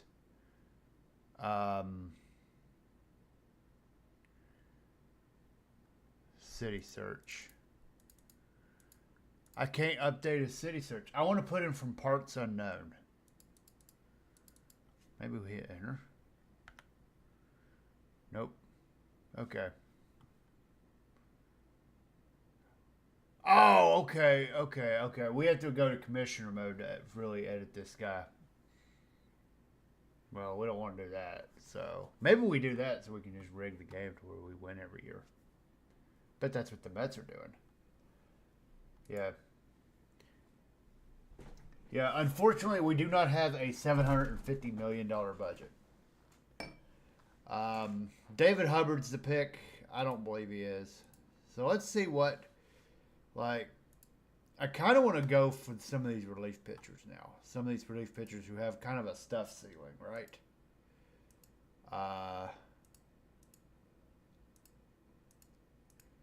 I want at least two average pitches. Like William Boliak, right? I think I might make him the pick. He's got, a little bit of velocity in him. I would like some starters, but, beggars can't be choosers. So let's go to relievers. That's kind of where the talent is right now anyways. I think I'm going to draft him just for his ability to miss bats. I don't know if he's going to pan out, but they're all slide at this point. So we'll go auto draft to Montreal. David Hubbard is still the pick. We'll look at all. Let's look at starters. Larry Payne's really the only starter left. He's got 3 average pitches. He's pretty good at this. He could be decent. I might go throw a flyer at Larry Payne here, because he's the last pitcher left who's got any sort of ability, even the remotely, and we can make him into a reliever even. So we'll draft. Oh, we drafted David Hubbard. Oh, well. I imagine he'll be there in the next round. Yeah, there he is. So we'll draft Larry Payne. Lefty, might be good. All right, so we'll go back to, we're not drafting any starting pitching. So everything's either going to be relievers or kind of what the scouting director wants. Japanese pitcher, 45 on stuff, 45 on control. High work ethic, so he might develop out of that. He's already got good control. You know what? With the work ethic rating, he doesn't have low intelligence, which is not a good sign, but he's already got decent control. Maybe we make that guy the pick. Let's just draft him. Richard Smotherman. High work ethic, low financial ambition. First baseman. Not a good first baseman either. Again, kind of below average, but maybe he could develop into something. He's currently a 1-star player. We'll keep him on the back burner. Keep him on the back burner. Let's go through some of these relievers, though.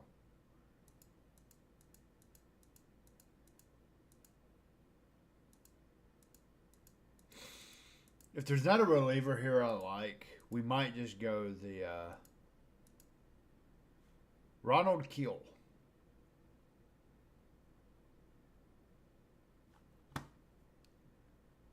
$21.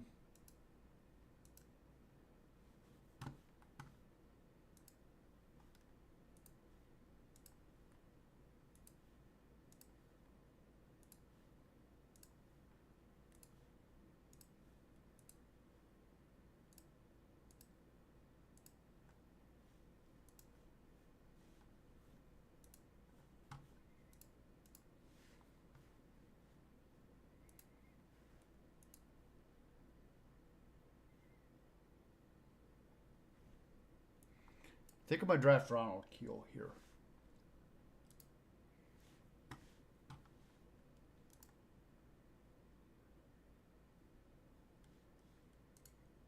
Again, Richard Smotherman, first baseman.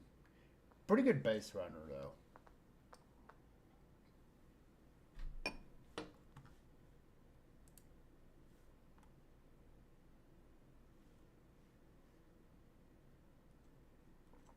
I think what I'm going to do is just go here and work my way up.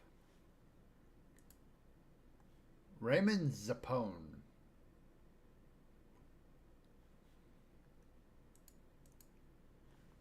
All right, we'll draft Raymond Zappone.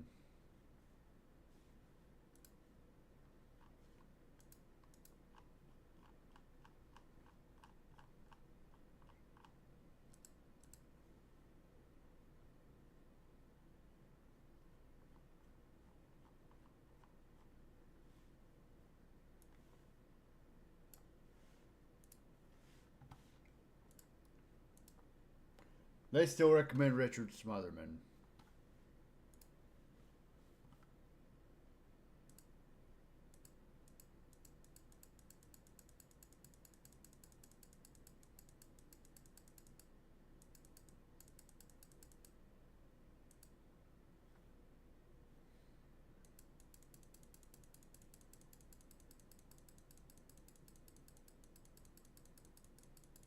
Right now, I'm just speed running through these guys to see if there's anybody here.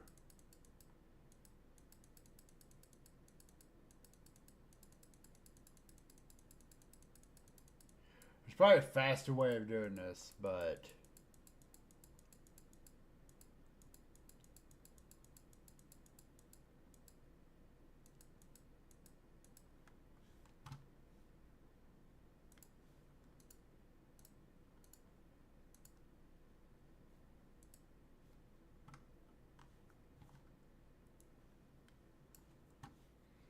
okay, so there's really not any pitchers left that we really like, right? That we really think would develop. So I'll just go with scouting director recommendation. We'll go with Richard Smotherman. He's a good base runner. Okay. Of course, we could just fill it in with high work ethic people too. So let's just go do that. Maybe we'll fill it in with high work ethic people too, if we can't. Robert Brett. High work ethic, really good base runner. That's an easy pick, I think. And he's not going to be a disaster in the field. That's an easy pick.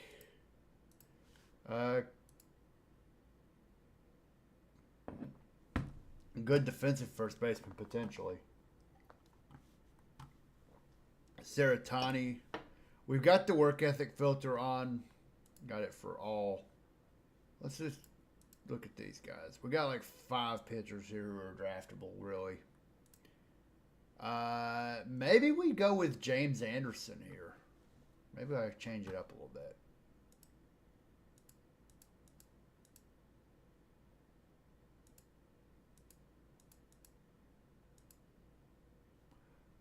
Tell you what, maybe we draft Lawrence Longa and hope that maybe just have a lot of hope. 20 years ago, we had Steve Jobs, Bob Hope, and Johnny Cash. Now we have no Jobs, no Hope, no Cash. Oh, hell, to take Kevin Bacon away. Anybody remember that joke? Kind of a shitty joke, if you ask me. But all right, Lana. Well, who is the guy we wanted here? He had a 60 overall fastball. Yeah, I think we're gonna have to go in the other way.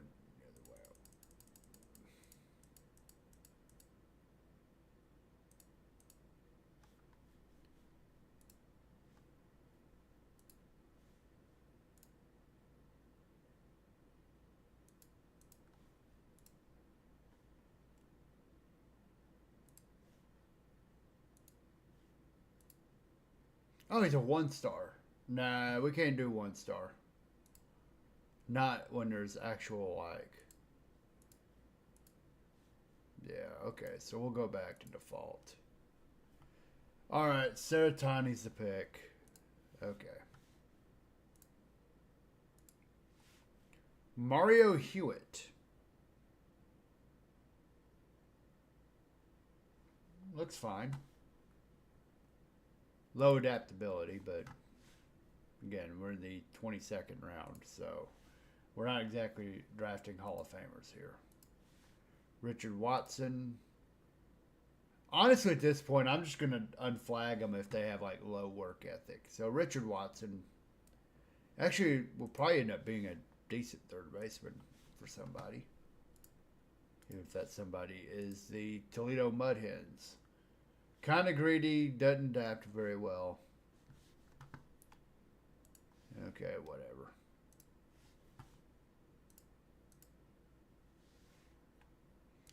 Kenneth Kohlmeyer, starting pitcher, star and a half ability.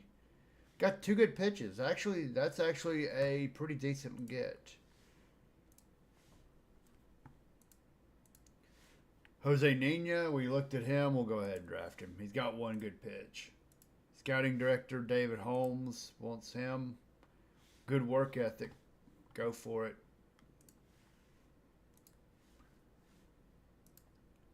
Again, there's not really anybody I'm feeling all excited about. High leader. Okay. Go with it.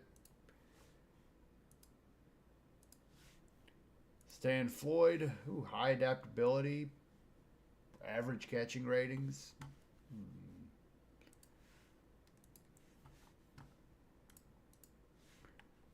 Amato Denzi. He's not going to ruffle any feathers.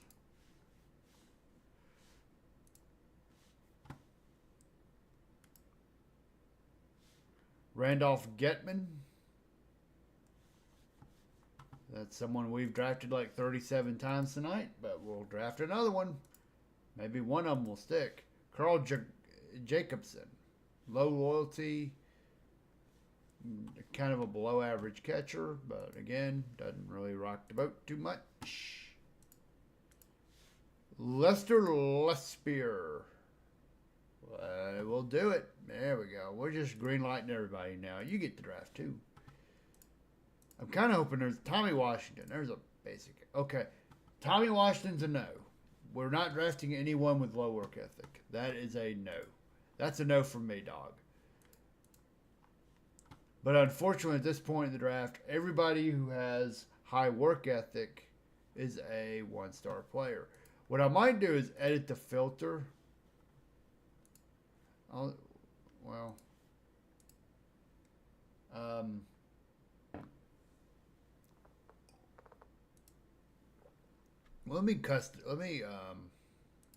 Yeah, we'll just look at this.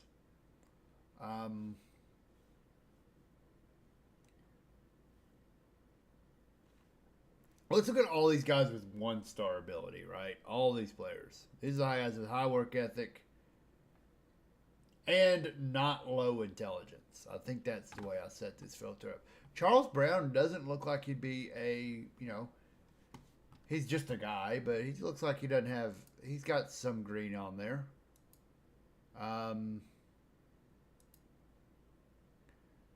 Let's go with Lawrence Longa. He's got a fastball. He's got a fastball.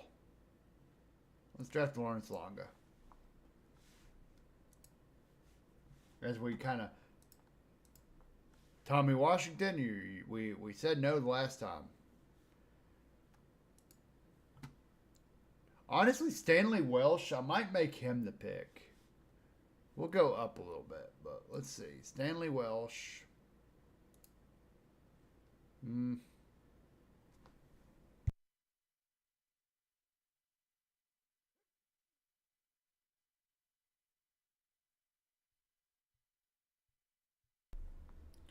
Stanley Welsh might be the pick here.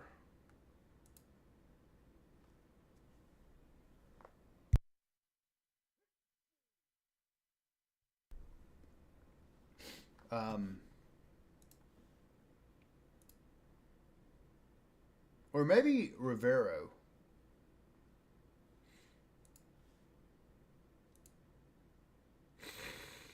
Maybe Rivero here. Or maybe we just draft Steven Chip here and hope that like his like all positive ratings might have him beat it. Yeah, let's draft. We'll draft for that instead of that actual potential. Well, there's 3 players left in this whole draft who have any ability whatsoever. Gary Stroller, William Siebler, Charles Brown.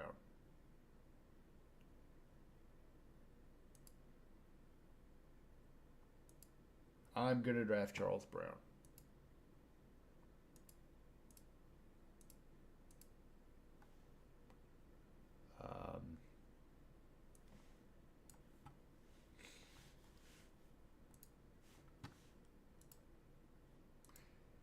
Felix Santana is the pick here. This is what my scouting director recommends. Kind of greedy. But okay, look at those defensive ratings. They're not bad. At this point, we're just filling out the roster. Chris Yoder. Okay. We're just filling out the roster. Round 39 gives us Earl Howell. I don't like that. We don't like that. Let's clear the filter. Let's see what's left. Guy Easel. You know what?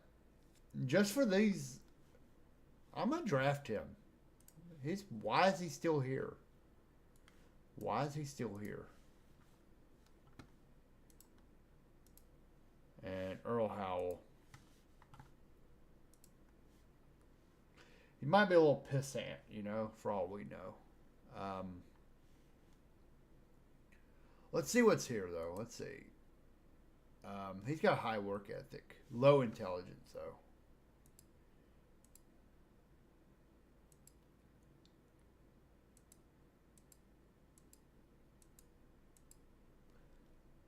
I think what I'm going to do...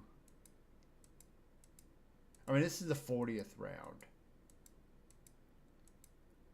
Let's create a new filter.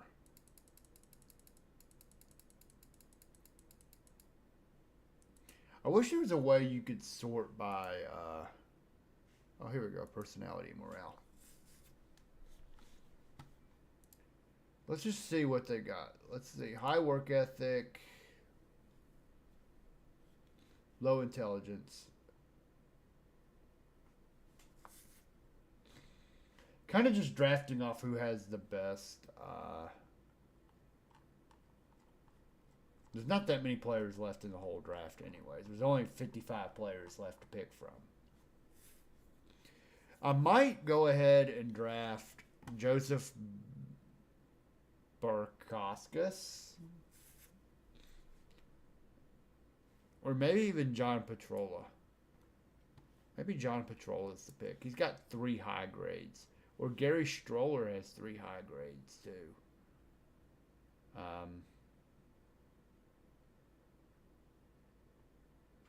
Yeah. We're going to go with John Petrola here. There we go. All right. We're done. All right, we have received a personal message. So now we'll go ahead and negotiate with our draft picks. This should be an easy negotiation. We are going to go ahead and just submit all these offers for what they want because I'm not going to be greedy with it. We knew their offers going in, and we're going to be over slot. It doesn't look okay. So we're Kenneth Kohlmeyer here in the 25th round. We're probably not going to sign him,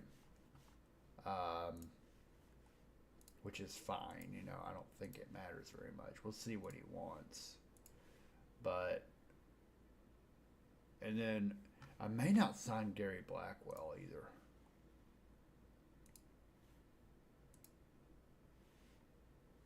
I might just, well, we got the money. We got the money. Now let's see what it would take to sign him. It takes $39,000. Hell no. So we're not gonna sign him.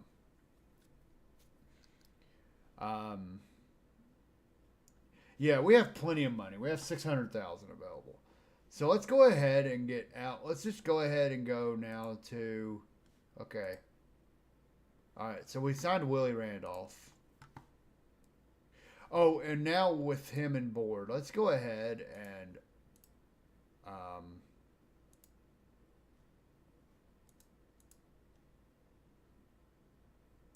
go to our player. Let's go to our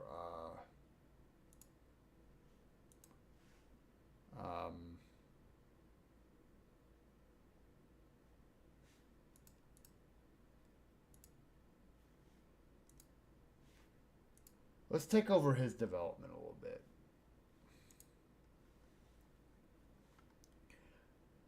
For him, I don't want him to worry about, well, we got to develop him a little bit on defense, but we'll give him an orange. Base running, don't care about. I kind of want to accentuate the positives with him a little bit. We'll kind of leave the power alone, but I want to make sure the batting eye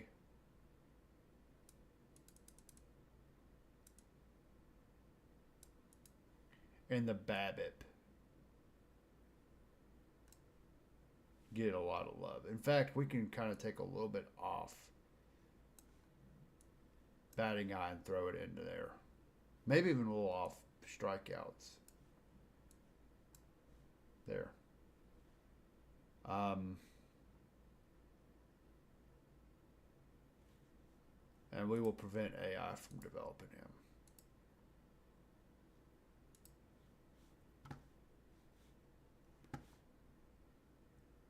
So we're going to do that for each of our signees that I think could develop into something. Maybe we do something with Gary Alexander here as well. He's a 2.5-star player. He was our second-round pick, which tells me that we're going to have quite the struggle because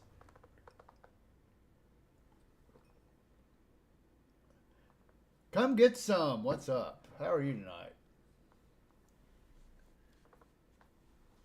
How's it going? We love the username. Hope you're having a good evening. But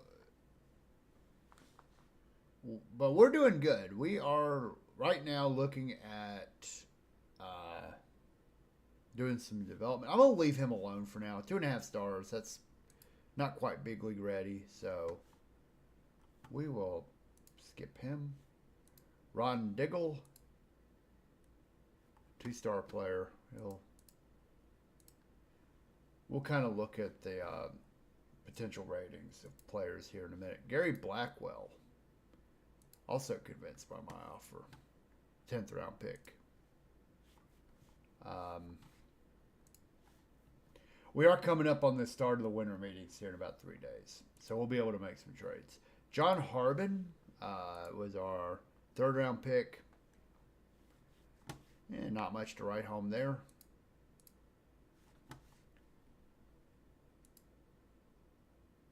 And winter meetings begin, so now we can make some trades. What's the skinny historical sim? Yes, this is a historical sim, so we are doing the Montreal Expos their um, from their first season, so from 1969. We're in the off season of year 3, which would be 1971. So we're at the end of 1971. We're trying to I'm still kind of in that let's get some guys phase.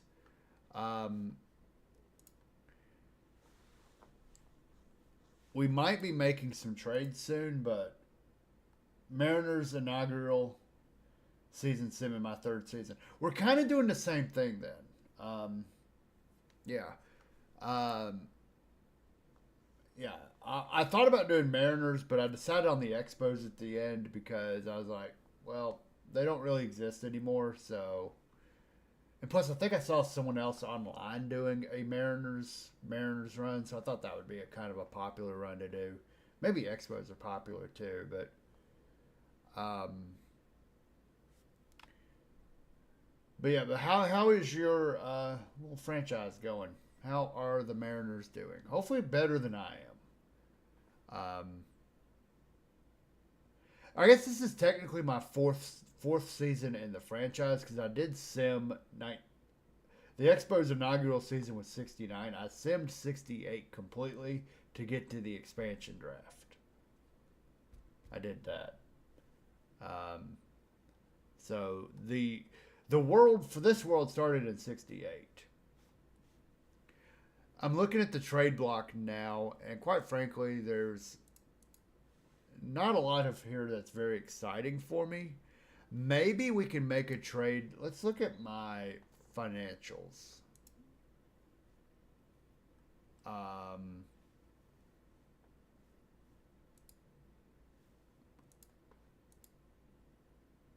okay, we still have about 628,000, so I don't necessarily have to salary dump yet. I don't think we need to salary dump.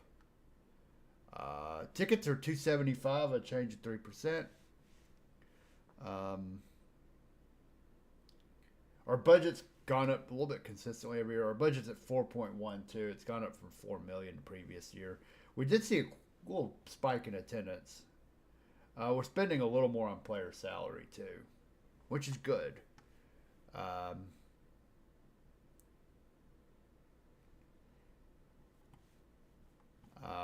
let me see. As far as players go, this is kind of our current roster right now. We'll go by overall rating.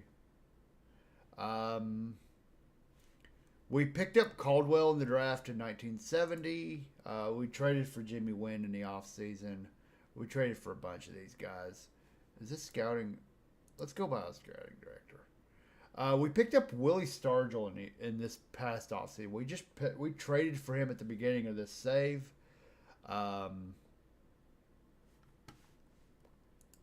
We're going to go by my Scouts ratings. Scouts doesn't like him nearly as much. I'm hoping that with him I can get some decent power, get us some offense that we've been sorely lacking in this save. Our batting has been abysmal. Our pitching has been bad. Our batting, though, has been abysmal. So that's kind of the goal of this offseason is to get some guys who can hit the baseball. Ball go far.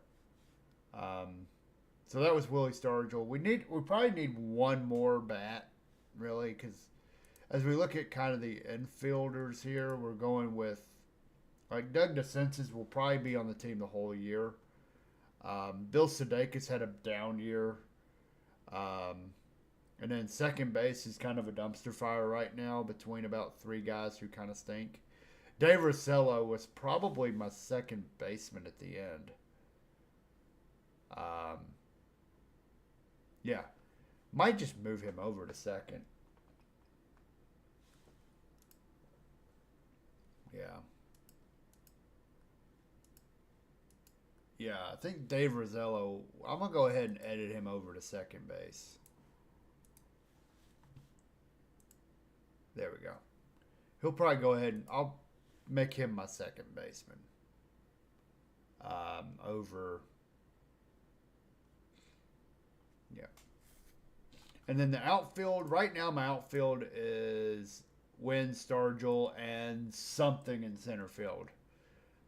Probably a platoon of sorts between Bobby Brooks and Royal Stillman.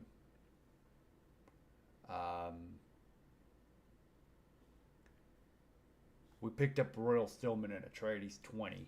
So we're still kind of young in some key spots. Rotation, Caldwell, Catfish Hunter, Jim Barr, Kim Brett, Figueroa. We have Bruce Howard. We got 6 pitchers probably who could. Jim Barr we picked up in our first draft, I think. Second draft. No, our first draft, I think we picked up Darrell Thomas, who we traded off for Jimmy Wynn. So that's kind of what we're looking at. The bullpen was actually the strength of our team last year. Pogonelski is injured at the moment. But we got some good relievers. Gene Garber, Lopez, who just won basically the reliever of the year. Probably need a left-handed arm. Vonray Opulus. I like him, but he'll need to spend some time in the minors. So let's look specifically at first base. Like right now, Norm Cash, he's old, cranky. He works with children apparently.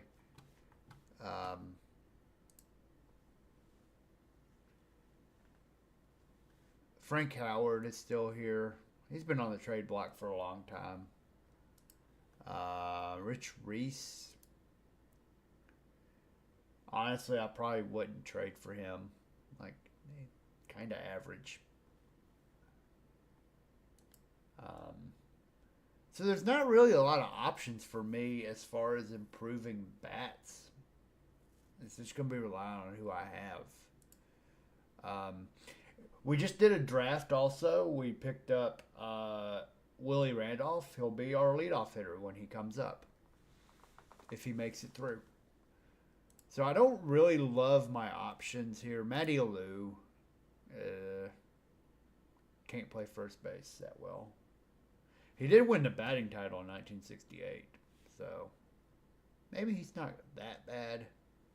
People know who he is a little bit, so he might help us out with attendance.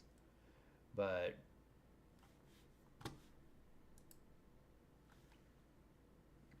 I could also look at center field too. Cesar Tovar would be an upgrade defensively. Not much in the hitting department. Being 31 also kind of scares me a little bit. So I'm going to kind of hold off on making any major trades. We might just stand pat. We might just stand pat. Because I don't really see a whole lot of options in the block. Jim Bouton. Maybe we get the guy who writes a book. Let's get the book writer. How about that? Even though I think I have like 4 of these guys on my staff already. I literally think I have like 4 of these guys. Just looking at... Yeah. Yeah, he's the same guy. Jim Barr might be better. Jim Barr kind of rallied a bit. He kind of started off kind of terrible, and then he rallied a bit at the end of the year. Yeah, Kim Brett. He might be a bullpen option for me because the control. Like, I traded for him at the trade deadline. I traded for him at the trade deadline for some reason. I think I might put him in the bullpen next year. One of the things I want to do for next year is kind of lean into my bullpen a little more. So maybe we move Ken Brett in to the bullpen and see if Figueroa can maybe mid-3 ERA last year. Like, he's pretty good at like holding batters in. So maybe he's going to be the option in the rotation. So if I go Caldwell, Hunter, Barr, Figueroa, Bruce Howard is the 5. That's kind of a risky pick for me. Maybe we go in the Rule 5 draft and figure something out. Bruce Howard's the one no, who was the one I was going to trade? I think it was Ken Brett, actually. Yeah, no, it wasn't Ken Brett. Who was it? Figueroa. He makes 160. But I don't need to do a salary dump right now. So I think I'm good on. My team's not good. I don't think my team's very good. But Caldwell has definitely developed into the ace here early on. He's already a fan favorite. The people love him. He's already 21st overall prospect. He'll fall off the board there.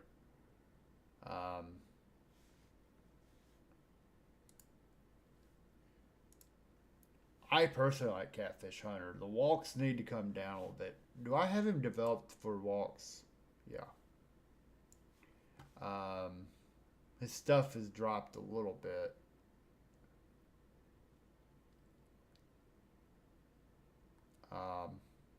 His movements, his stuff's kind of hanging around. His control has dropped, even as we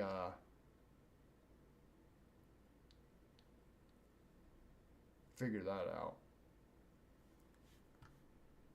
Oh well. All right, so we'll just kind of hang out here. I don't really see any. Yeah, I feel like I've had. Yeah, Pat Jarvis would not be a good move for me. Maybe we trade for Phil Niekro.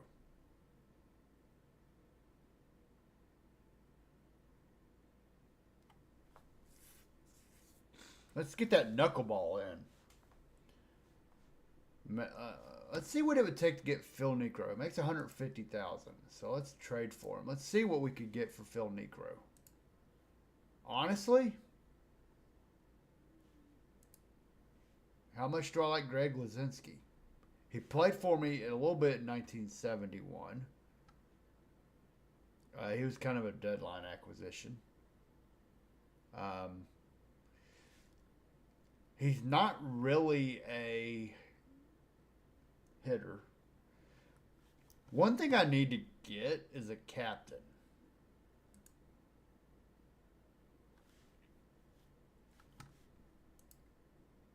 Yeah. He's sharp. He's not very adaptable. Maybe we trade for Phil Niekro.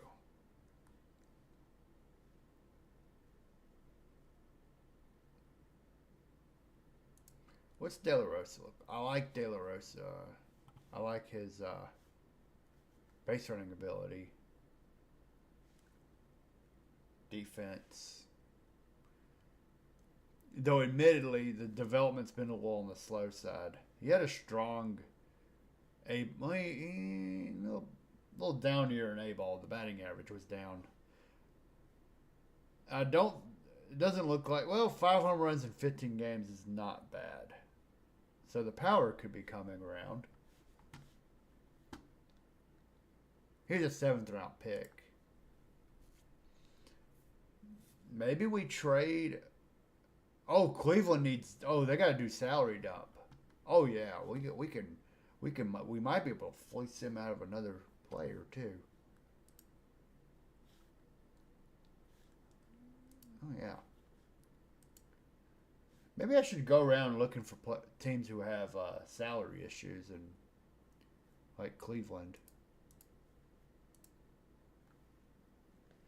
Let's see. Tommy Harper. He was good in 1970, but he would play a corner outfield.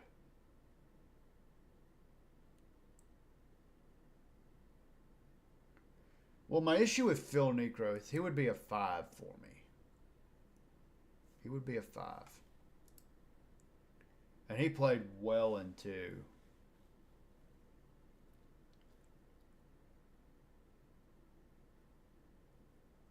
fact, he had his best seasons after. So maybe we don't worry about traditional development with him.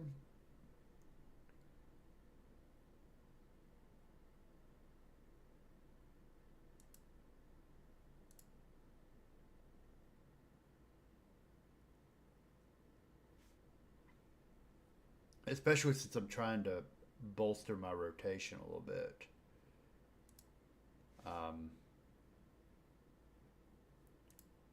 Let me look at my pitching staff.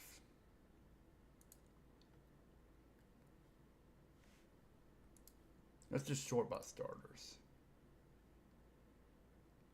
Yeah, if I'm wanting to put Ken Brett in the bullpen, which I kind of am,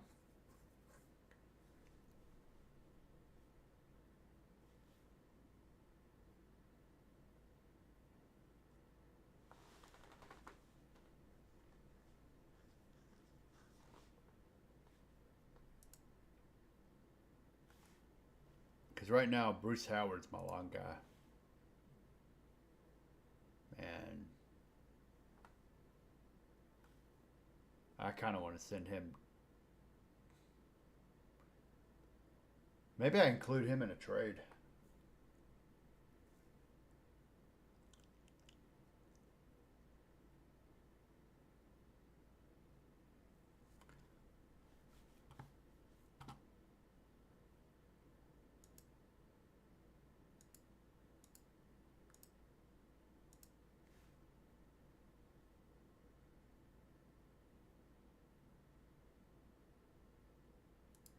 Let's look at some of these other options. Ray Washburn, Woody Fryman.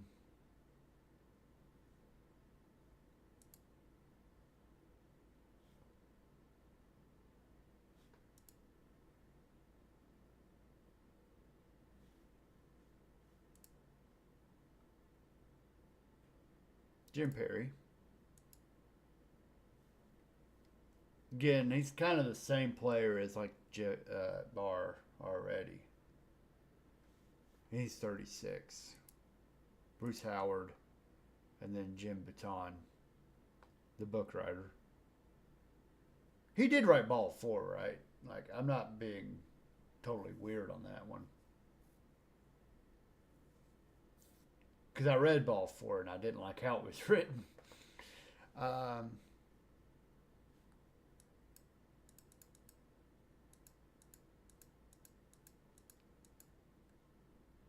Yeah, let's go ahead and let's see if we can just swing a trade for Phil Niekro.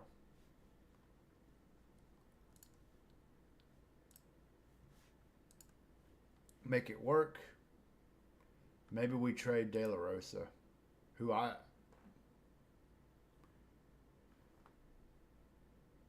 okay.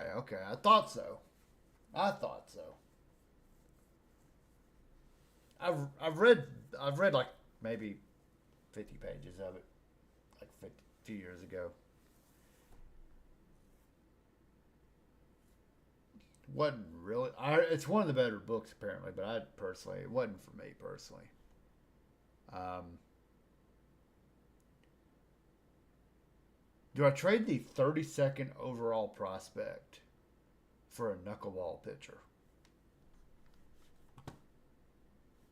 What's his development curve like? Can we see that? It's up. Let's not trade him for now.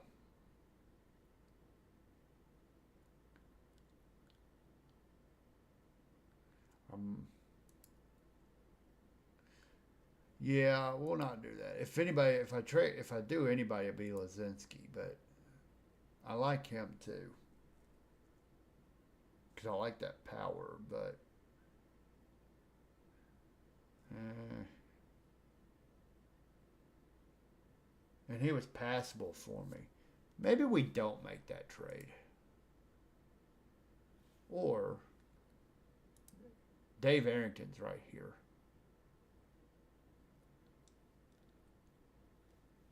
We just picked him up in a trade with Pittsburgh. So do we flip Dave Arrington, who's a corner outfielder, at 23?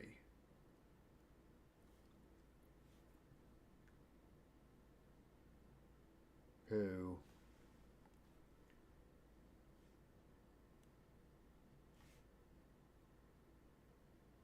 he's the 61st overall prospect. Or do I go down here and maybe flip Turpko?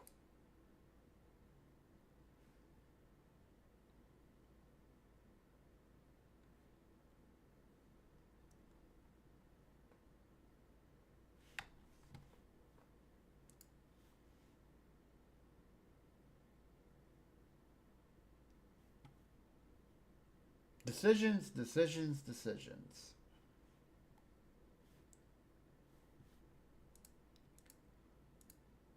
Let's see. But he's probably the only player here I would actually trade for. I worry about like him being 32 at the start of the year, what that would do for the overall makeup. I want to see what his career numbers are.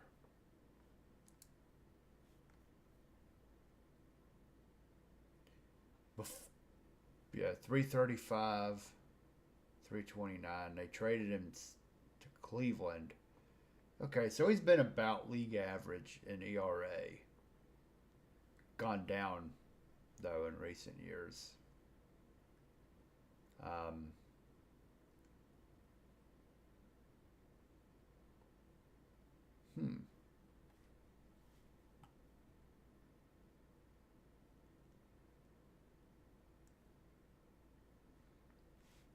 Wonder why his 265 BABIP, lower walk. He gave up a few more home runs. The home runs are ticking up.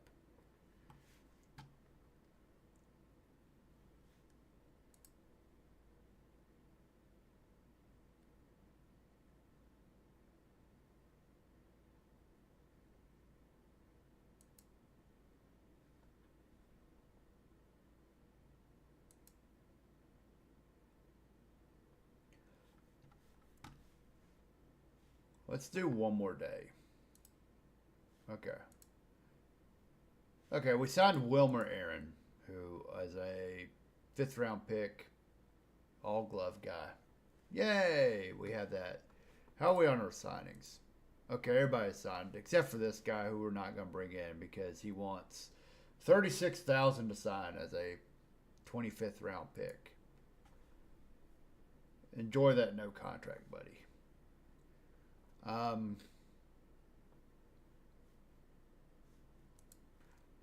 kind of will look at my player list at first base. Let's go to first base in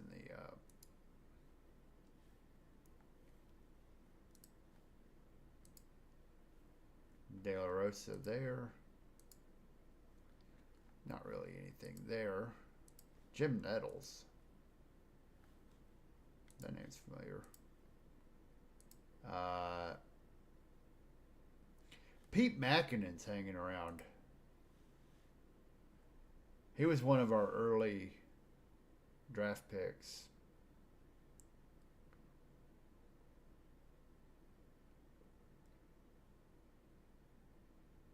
And he's getting a little better.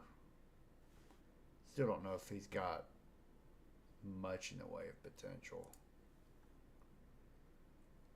Well, we have James Kobe too.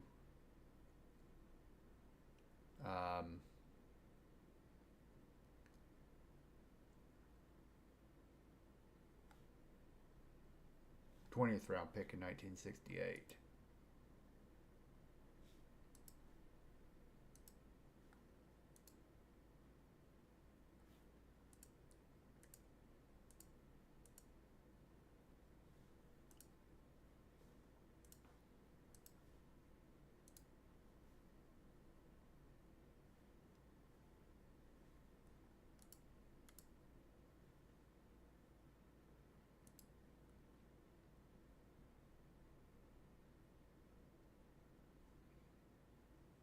We kind of fleeced them a little bit, didn't we?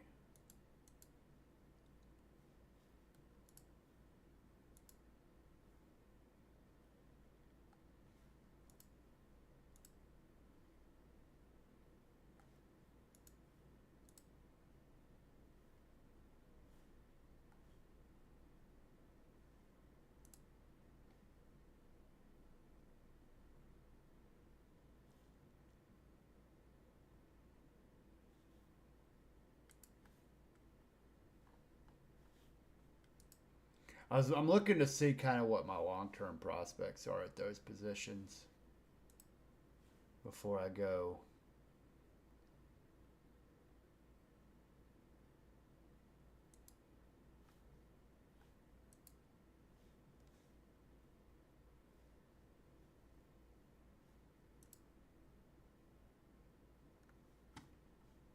Yeah. They're in the red right now. They have 365,000 in the red. It's kind of why I kind of want to work with them. Braves are fine. Let's see, Baltimore.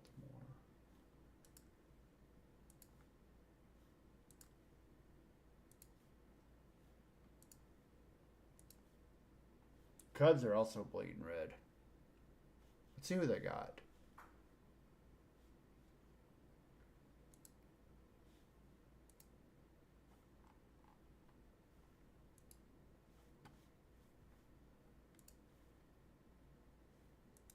Maybe we can convince them to trade Ron Santo.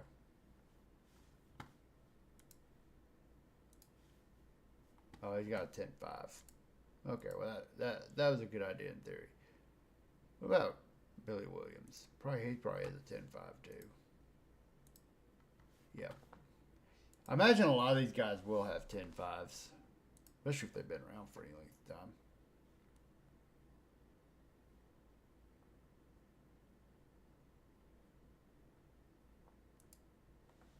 Maybe we should. Well, he only makes 65,000. What's their? I need to go back to their finances, salaries.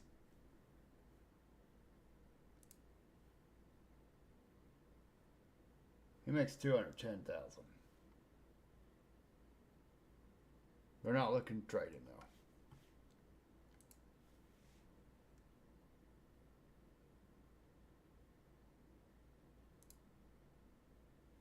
Honestly, since I'm looking at pitchers, I should probably look at someone like a Wade Blasingame.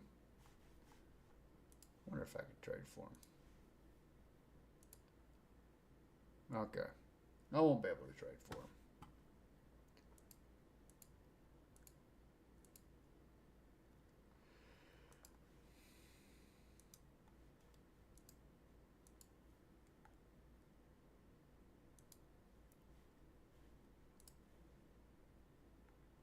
Houston's running green.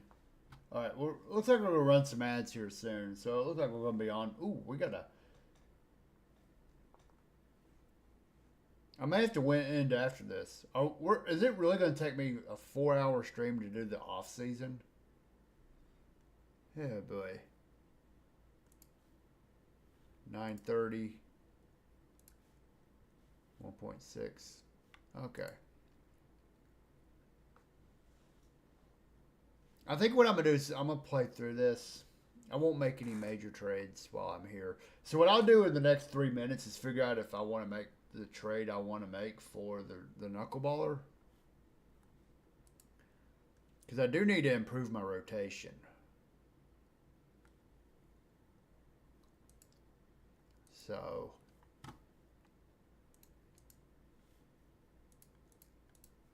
and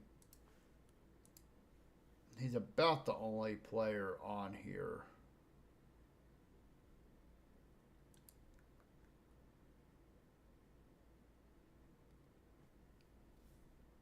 So we're gonna run some ads. I'm gonna kind of mull over this for a couple minutes. Probably give me another cup of water, but I'll be back in like 3 minutes. I'll throw up a BRB, um, and we'll see. We'll kind of figure this out. What's the worst that could happen, right? But yeah, thanks for joining. Appreciate y'all hanging out with me tonight, and we'll do one more hour. I think I can do the rest of the off season in an hour. So we'll do that, and I'll see y'all on the other side.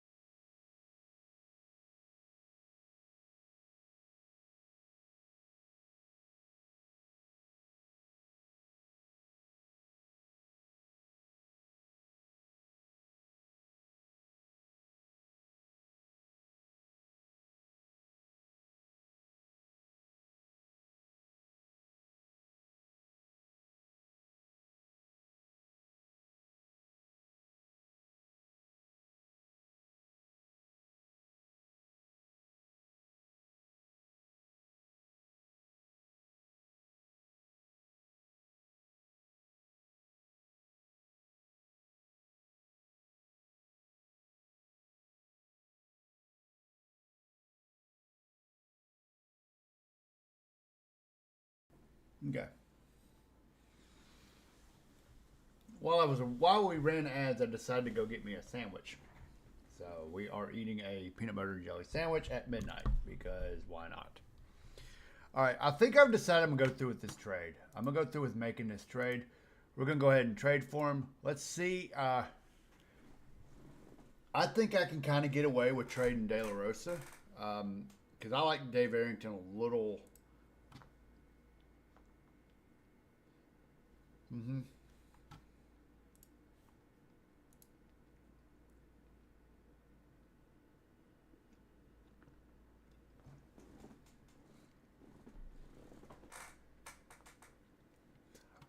I like Arrington a little more than De La Rosa here. So I think I'm going to go ahead and add him.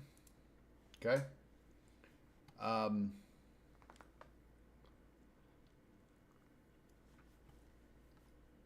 and then I'm going to look at their prospects and see what they got.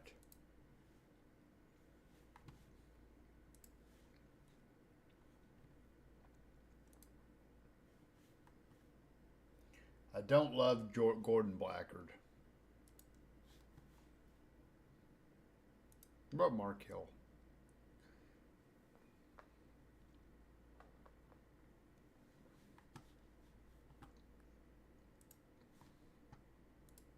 Hmm.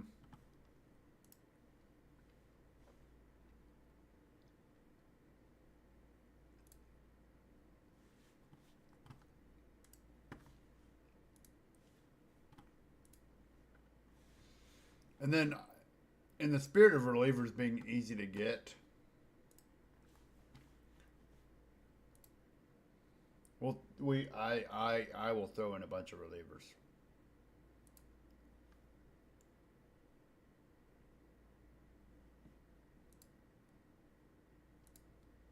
Why not?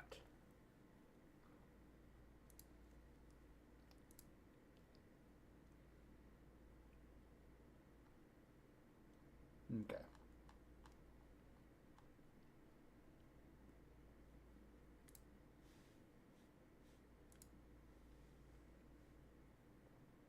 And then maybe we can throw in like Mike Carruthers or something. There we go. Maybe not Mike Carruthers, but I do want to make sure these guys I'm throwing in don't have like any like back-breaking abilities.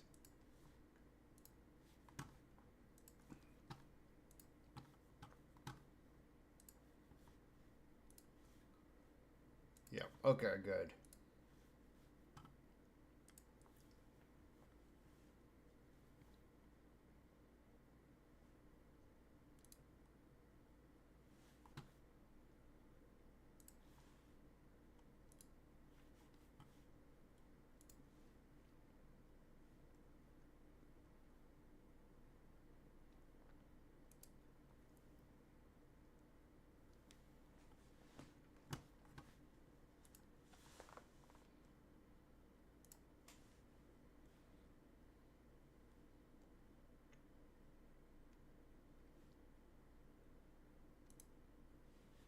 Hmm.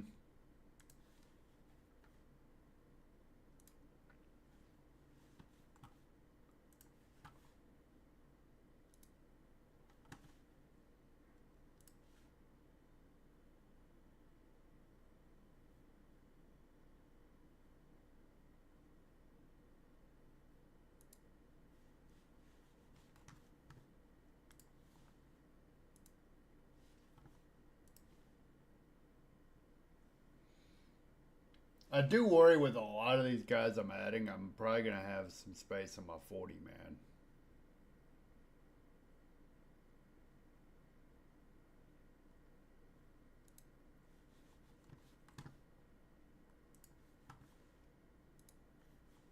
All right. And I can't add anyone else. Okay. So now we'll go to rosters transactions, and this will be pretty easy. Now we gotta make another corresponding move. Um,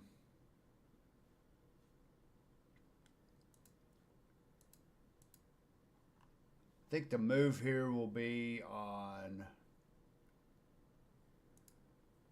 I think we may cut bait on Jackie Hernandez. He was not good for us at all in 2 years. He only had like 68 plate appearances for us, but he's 31 and he's got really nothing going for him. Yeah, so we're gonna move on from Jackie Hernandez, and we'll add Phil Niekro and put him on the big league roster. So, all right. So now we're at the end of the winter meetings. We have now improved our team a little bit more. Winter meetings end. Okay. Now let's go ahead and go on to the Rule 5 draft, which will be in December. So now we'll go ahead and move Jackie Hernandez down to Double-A.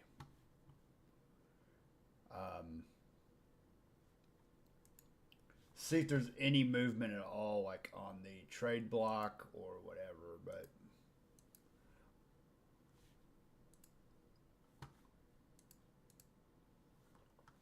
there has been, not really. Yeah. Okay.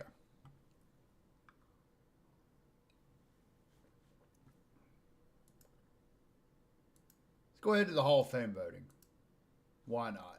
Hall of Fame voting. Let's cast our ballot. There's 27 players in the ballot. Who should we vote for? Let's see. Richie Ashburn. Roy Campanella. Nellie Fox. I do this every year, so let's see. Gil Hodges. Sandy Koufax.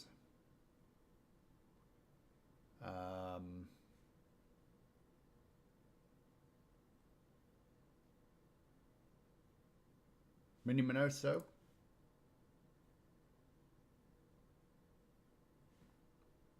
Pee Wee Reese. This guy. Enos Slaughter.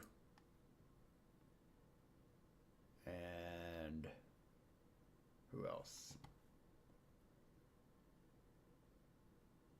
Billy Pierce.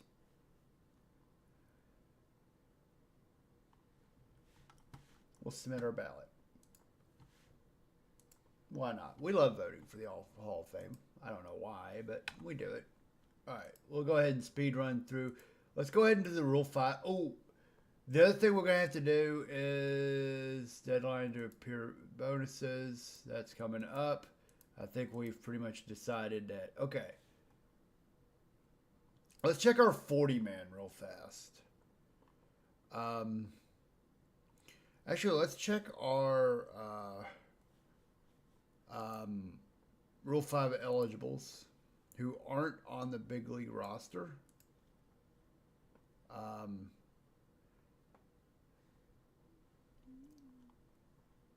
Let's go ahead and move Dave Arrington to the 40-man. So we'll have to... I think it's time to go ahead and take... let's go ahead and look at our overalls and potentials and all that good stuff.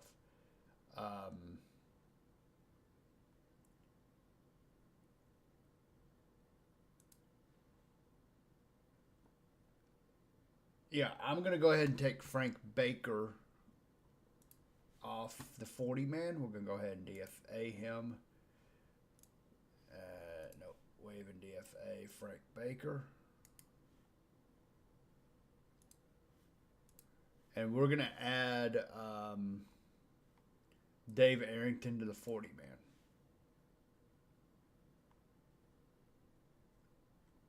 And I think that's about it. I think I'm fine with...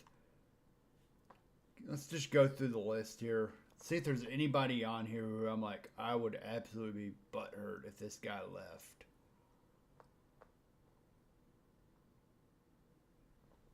No, I think I'm fine. Yeah. Okay, I still have Mel Stottlemyre. Oof. Oof. Oof, oof, and oof. Can I make him retire? Hey, will you be my pitching coach?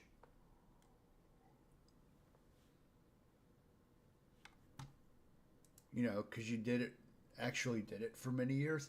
All right, so we protected the players I want to protect. Like, I'm not going to get butthurt if I have a personal message. And he's not eligible for compensation because he was a 25th round pick. What the hell was he thinking? Okay. Oh, we got.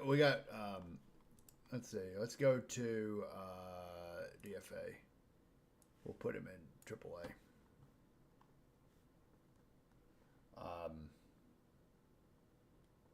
Guess we could have put it back on a big league roster, but that would have been stupid. All right. All right, Rule 5 draft. Obviously, Rule 5 draft, we draft him, we keep him, we get rid of him, he goes back to the original team.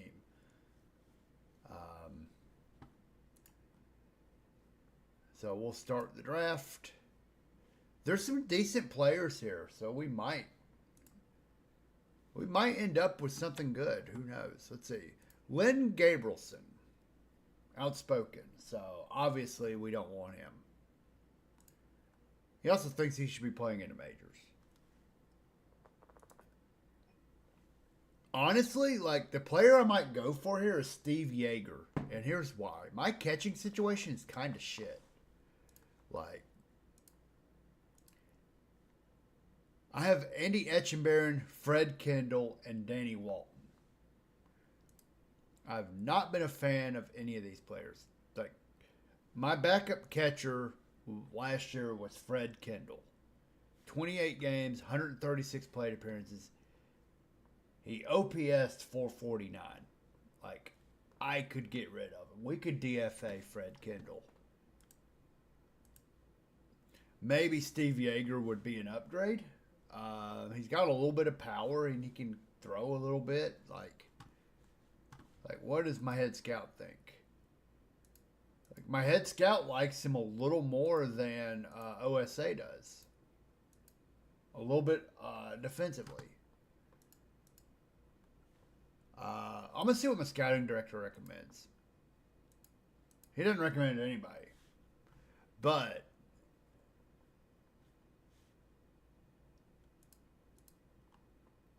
wait a minute.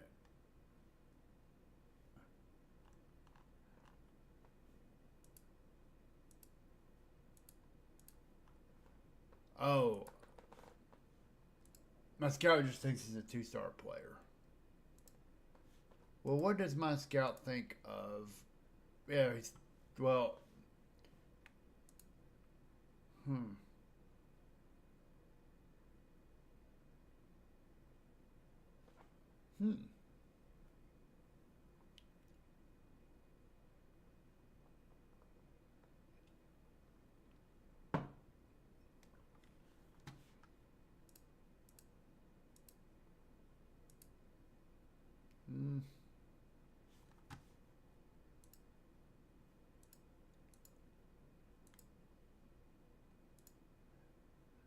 The lessening of his hitting ability is what makes him the 45.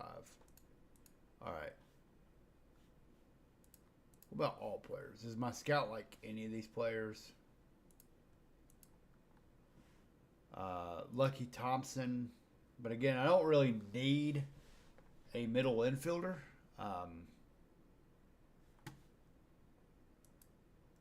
Wait a minute.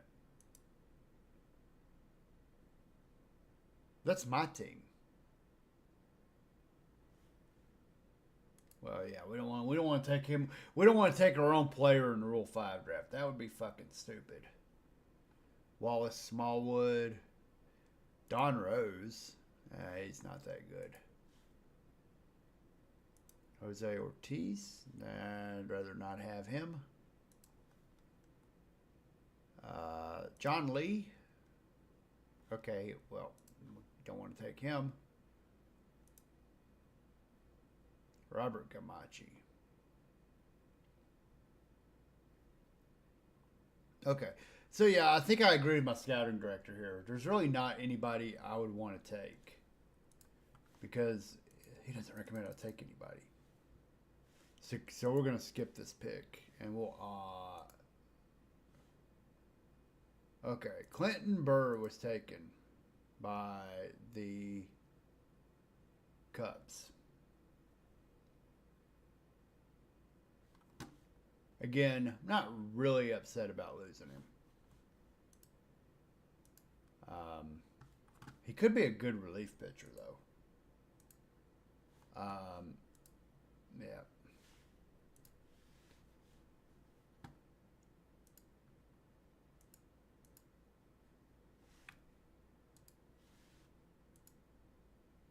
Okay. So I think we're pretty much gonna be done with the off season. So what we'll do is just sim the rest this week. Let's go to Christmas. Let's see what the trading block looks like on Christmas Day. It doesn't look like it's changed much. The Twins looks like they're selling off a couple of their outfielders.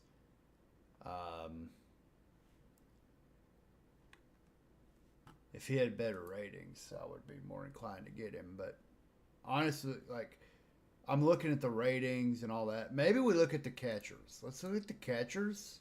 Obviously, Etchenberry's ours. I'm just going to look down the list real fast. I like Etchenberry's defensive ratings. That's why I'm not that inclined to get rid of him. And he's a fan favorite, so the fans would be pissed if I lost him. But if I could get like someone who's equally as good, maybe Ellie Hendricks here. I mean, he's replacement level, but he's got a good batting eye. He can hit a little bit. He's got a little bit of power. I mean, he did hit 34 home runs in AAA.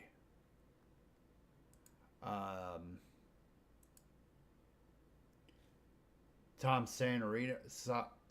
Satriano. Not much of a hitter, but he can draw a walk, so he can get on first base, and he can play a bunch of positions.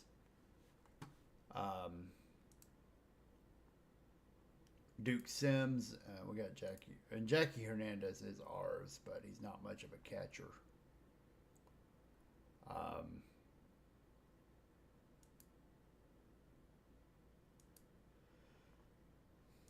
So maybe there's not really a natural player here for us to get a backup catcher. Now we could take a look at free agents too, right? We haven't really taken Tom Howlers here, and he's not a good defensive catcher. We could look at defensive ratings, right? Position ratings. There we go. Fielding at catcher. Yeah, there's not really anything there. Like, okay, so we'll go ahead and sim through the end of the year, and we will go ahead into 1972. And there we go. That's an autosave. We're at the new year. And I think this will pretty much get us done with the off season. So I think that's a good stopping point. It is 12:15. So I'm gonna go here. I'm gonna go to chat. We'll go to chat for a minute.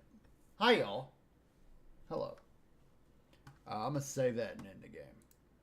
I appreciate y'all for joining. I'm gonna go ahead and end the YouTube thing now. So thanks. Actually, no, I'll end it all at once. Yeah. So let me see if I missed anything on YouTube. If I am streaming this on both Twitch and YouTube at the same time. Really, I'm streaming on YouTube so I can have the VOD. I mean, that's the real reason. We did some things. We had a draft. We made a couple trades. Maybe with some development, we can get some. You know what? Did I do development lab? I thought I did that before my.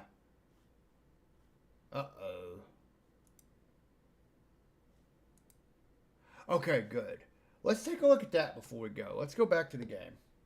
Let's take a look at the development lab.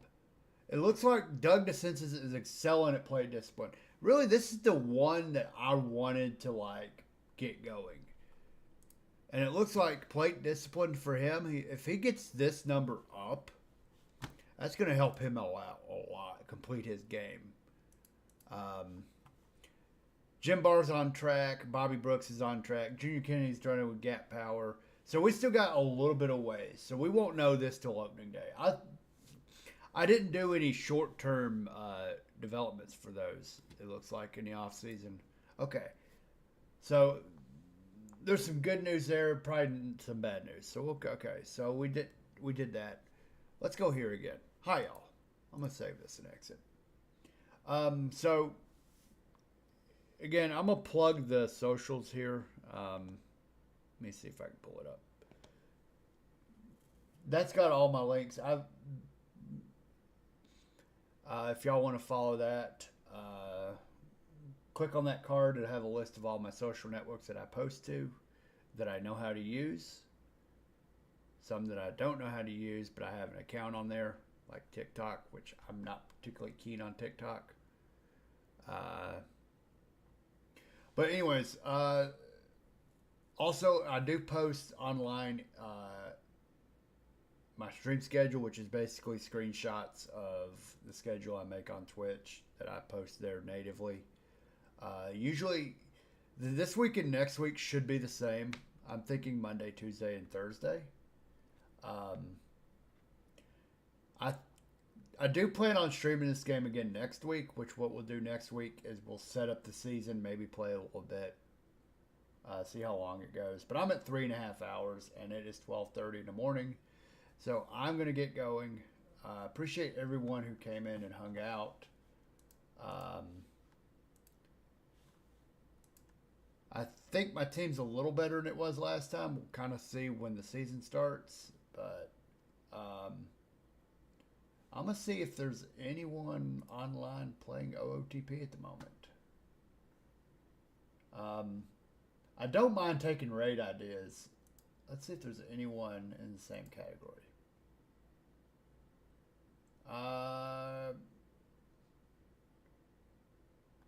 Franchise time machine just started. And he's running experiments. Do I want to rate him, or do I want to go to sleep? I think I'm going to go to sleep, actually. Alright, well, anyways, that'll be all. I'm going to get on out of here. I'm not going to rate out. But I appreciate y'all hanging out. Do follow if you did not click the follow button. I do keep the follows anonymous, so you don't have to say anything if you don't want to. I know some people like to follow in peace, so we allow that here. Anyways, we'll finish up the off-season, kind of the odds and ends of the season. We'll get our lineup set up for the next season. We'll do some spring training. I think I might do it Thursday. I don't know. It will be next week. So I am going to commit one of the streams to OTP through the off-season. So I do some other games. So you can see below down on the page of what I do. But yeah, that's all for me. And y'all have a good night. Thanks for joining. Let's